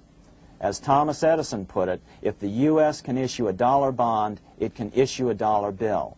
They both rest purely on the faith and credit of the United States government. This amounts to a simple substitution of one type of government obligation for another. One bears interest, the other doesn't. Federal Reserve notes could be used for this as well, but could not be printed after the Fed's abolished as we propose, so we suggest using U.S. notes instead. 2. Abolish fractional reserve banking. As the debt is paid off, the reserve requirements of all banks and financial institutions would be raised proportionally at the same time to absorb the new U.S. notes, which would be deposited and become the bank's increased reserves. Towards the end of the first year of the transition period, the remaining liabilities of financial institutions would be assumed or acquired by the U.S. government in a one-time operation. In other words, they too would eventually be paid off with debt-free U.S. notes in order to keep the total money supply stable. At the end of the first year or so, all of the national debt would be paid, and we could start enjoying the benefits of full reserve banking. The Fed would be obsolete, an anachronism. 3. Repeal the Federal Reserve Act of 1913 and the National Banking Act of 1864. These acts delegate the money power to a private banking monopoly.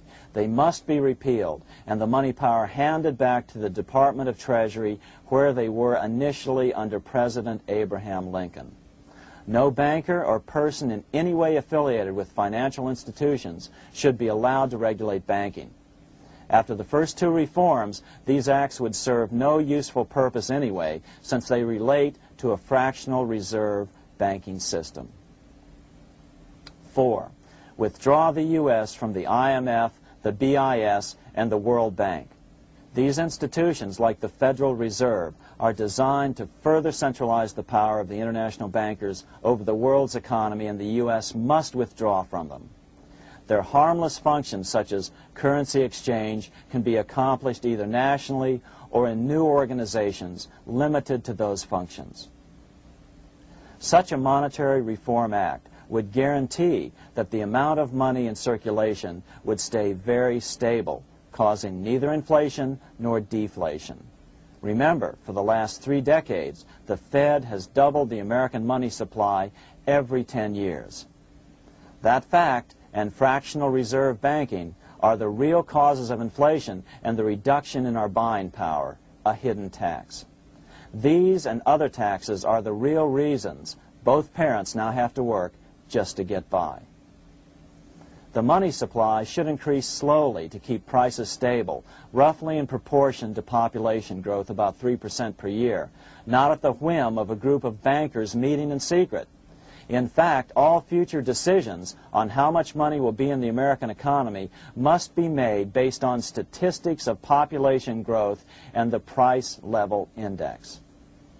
The new monetary regulators and the Treasury Department, perhaps called the Monetary Committee, would have absolutely no discretion in this matter except in time of declared war. This would ensure a steady, stable money growth of roughly 3% per year, resulting in stable prices and no sharp changes in the money supply. To make certain the process is completely open and honest, all deliberations would be public, not secret, as meetings of the Fed's Board of Governors are today. How do we know this will work?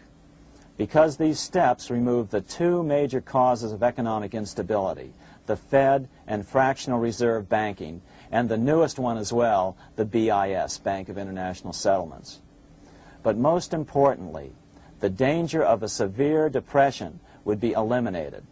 Let's listen to Milton Friedman on the single cause of severe economic depressions.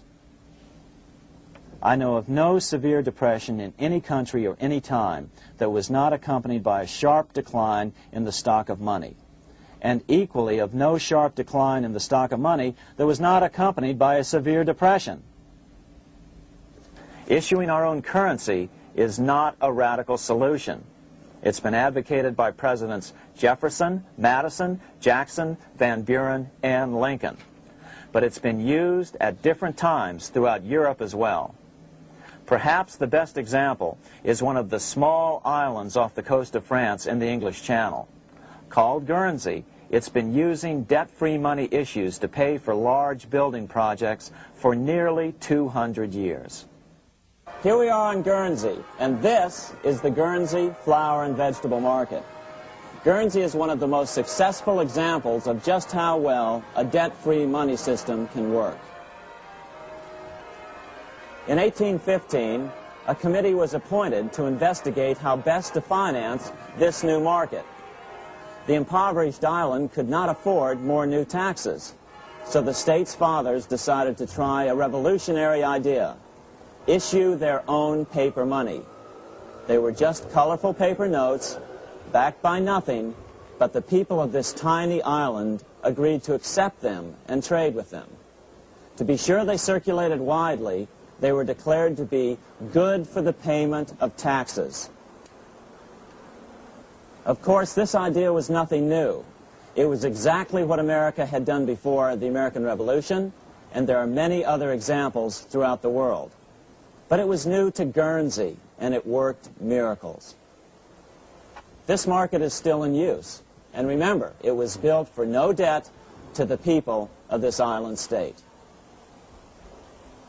But what if we follow Guernsey's example? How would the bankers react to these reforms?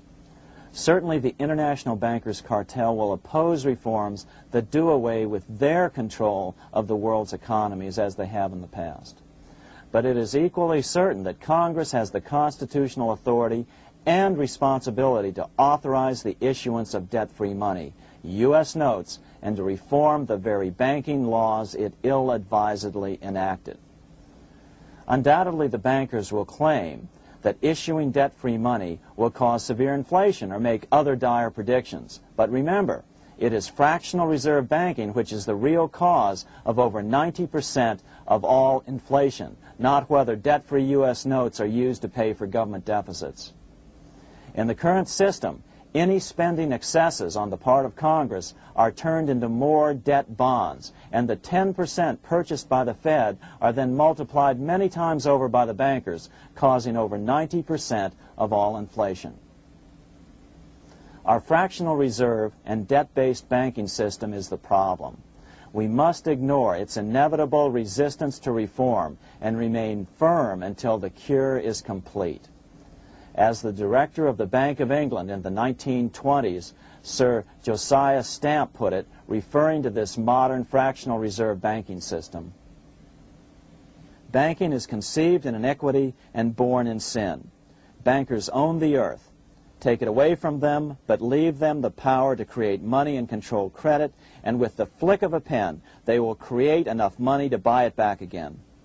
Take this great power away from the bankers, and all great fortunes like mine will disappear, and they ought to disappear, for this would be a better and happier world to live in. But if you want to continue the slaves of bankers and pay the cost of your own slavery, let them continue to create money and to control credit. Americans are slowly figuring this out. Today, over 3,200 cities and counties have endorsed the proposal of a non-profit organization called Sovereignty. The Sovereignty movement calls for Congress to authorize the Secretary of the Treasury to issue $90 billion per year of U.S. notes, not Federal Reserve notes nor debt-based bonds, to loan money interest-free to cities, counties, and school districts for needed capital improvements. Remarkably, and to their praise, the Community Bankers Association of Illinois, representing 515 member banks, has endorsed this sovereignty proposal, a good step in the right direction. As Milton Friedman has repeatedly pointed out, no severe depression can occur without a severe contraction of money. In our system, only the Fed, the Bank of International Settlements, with U.S. bankers' cooperation, or a combination of the largest Wall Street banks could cause a depression. In other words, our economy is so huge and resilient, a depression just can't happen by accident. Unless we reform our banking system, they will always have that power. They can pull the plug on our economy any time they choose. The only solution is to abolish the Fed and the fractional reserve banking system and withdraw from the BIS. Only that will break the power of the international bankers over our economy. And keep in mind, a stock market crash itself cannot cause a severe depression. Only the severe contraction of our money supply can cause a severe depression. The stock market crash of 1929 only wiped out market speculators, mostly the small to medium ones, resulting in $3 billion in wealth changing hands. But it served as a smokescreen for a 33% contraction in credit by the Fed over the next 4 years, which resulted in over $40 billion in wealth from the American middle class being transferred to the big banks. Then, despite impotent howls of protest from a divided Congress, the independent Fed kept the money supply contracted for a full decade. Only World War II ended the terrible suffering the Fed inflicted on the American people. In a depression, the remaining wealth of the debt-burdened American middle class will be wiped out by unemployment, declining wages, and the resulting foreclosures. If we start to act to reform our monetary system, the money changers may do what they did in 1929 and then the 1930s, crash the stock market and use that as a smokescreen while contracting the money supply. But if we're determined to fight to regain control over our money, we can come out of it fairly quickly, perhaps in only a very few months, as U.S. notes begin to circulate and replace the money withdrawn by the bankers. The longer we wait, the greater the danger we'll permanently lose control of our nation. But some still wonder why the international bankers would want to cause a depression. Wouldn't that be killing the goose that is currently laying all those golden interest eggs? Remember what Larry Bates said at the first of this videotape. You see, in periods of economic upheaval, in economic crisis, wealth is not destroyed. It is merely transferred. Do we have any hints as to what the money changers have in store for us? Here's what David Rockefeller, the chairman of Chase Manhattan Bank, the largest Wall Street bank, had to say. We are on the verge of a global transformation. All we need is the right major crisis and the nation will accept the New World Order. So, crisis is needed to fulfill their plans quickly. The only question is when the crisis will occur. Fortunately, we probably have a little time. It's unlikely that this crisis will occur before the 1996 elections, but after that, the danger begins rising. But whether or not they decide to cause a crash or a depression through relentless increases in taxes and the loss of hundreds of thousands of jobs being sent overseas thanks to trade agreements such as GATT and NAFTA, the American middle class is an endangered species. Cheaper labor, including slave labor in Red China, which Harry Wu has heroically documented, is being used to compete with American labor. In other words, money is being consolidated in fewer and fewer hands as never before in the history of this nation or the world. Without reform, the American middle class will soon be extinct, leaving only the very rich few and the very many poor, as has already occurred in most of the world. We've been warned of all this by congressmen, presidents, industrialists, and economists down through the years. Religious leaders, too, have seen the danger.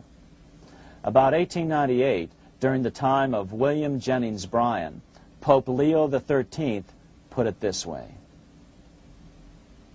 On the one side, there is the party which holds the power because it holds the wealth, which has in its grasp all labor and all trade, which manipulates for its own benefit and its own purposes all the sources of supply, and which is powerfully represented in the councils of state itself. On the other side, there is the needy and powerless multitude, sore and suffering. Rapacious usury, which, although more than once condemned by the Church, is nevertheless under a different form, but with the same guilt, still practiced by avaricious and grasping men, so that a small number of very rich men have been able to lay upon the masses of the poor a yoke little better than slavery itself. More recently, during America's Great Depression, Pope Pius XI spoke of the same problem.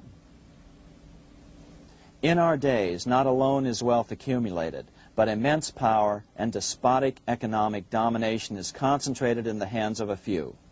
This power becomes particularly irresistible when exercised by those who, because they hold and control money, are able also to govern credit and determine its allotment. For this reason, supplying, so to speak, the lifeblood to the entire economic body, and grasping, as it were, in their hands the very soul of the economy, so that no one dare breathe against their will. Educate your friends. Our country needs a solid group who really understand how our money is manipulated and what the solutions really are. Because if a depression comes, there will be those who call themselves conservatives who will come forward advancing solutions framed by the international bankers. Beware of calls to return to a gold standard. Why? Simple. Because never before has so much gold been so concentrated outside of American hands. And never before has so much gold been in the hands of international governmental bodies such as the World Bank and International Monetary Fund. A gold-backed currency usually brings despair to a nation, and to return to it would certainly be a false solution in our case. Remember, we had a gold-backed currency in 1929 and during the first 4 years of the Great Depression. Likewise, beware of any plans advanced for a regional or world currency. This is the international bankers' Trojan horse.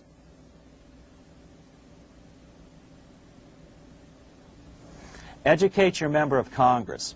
It only takes a few persuasive members to make the others pay attention. Most congressmen just don't understand the system.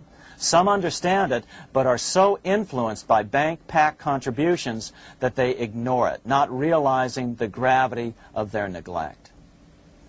We hope we've made a valuable contribution to the national debate on monetary reform. It remains for each man to do his duty, consistent with his state in life.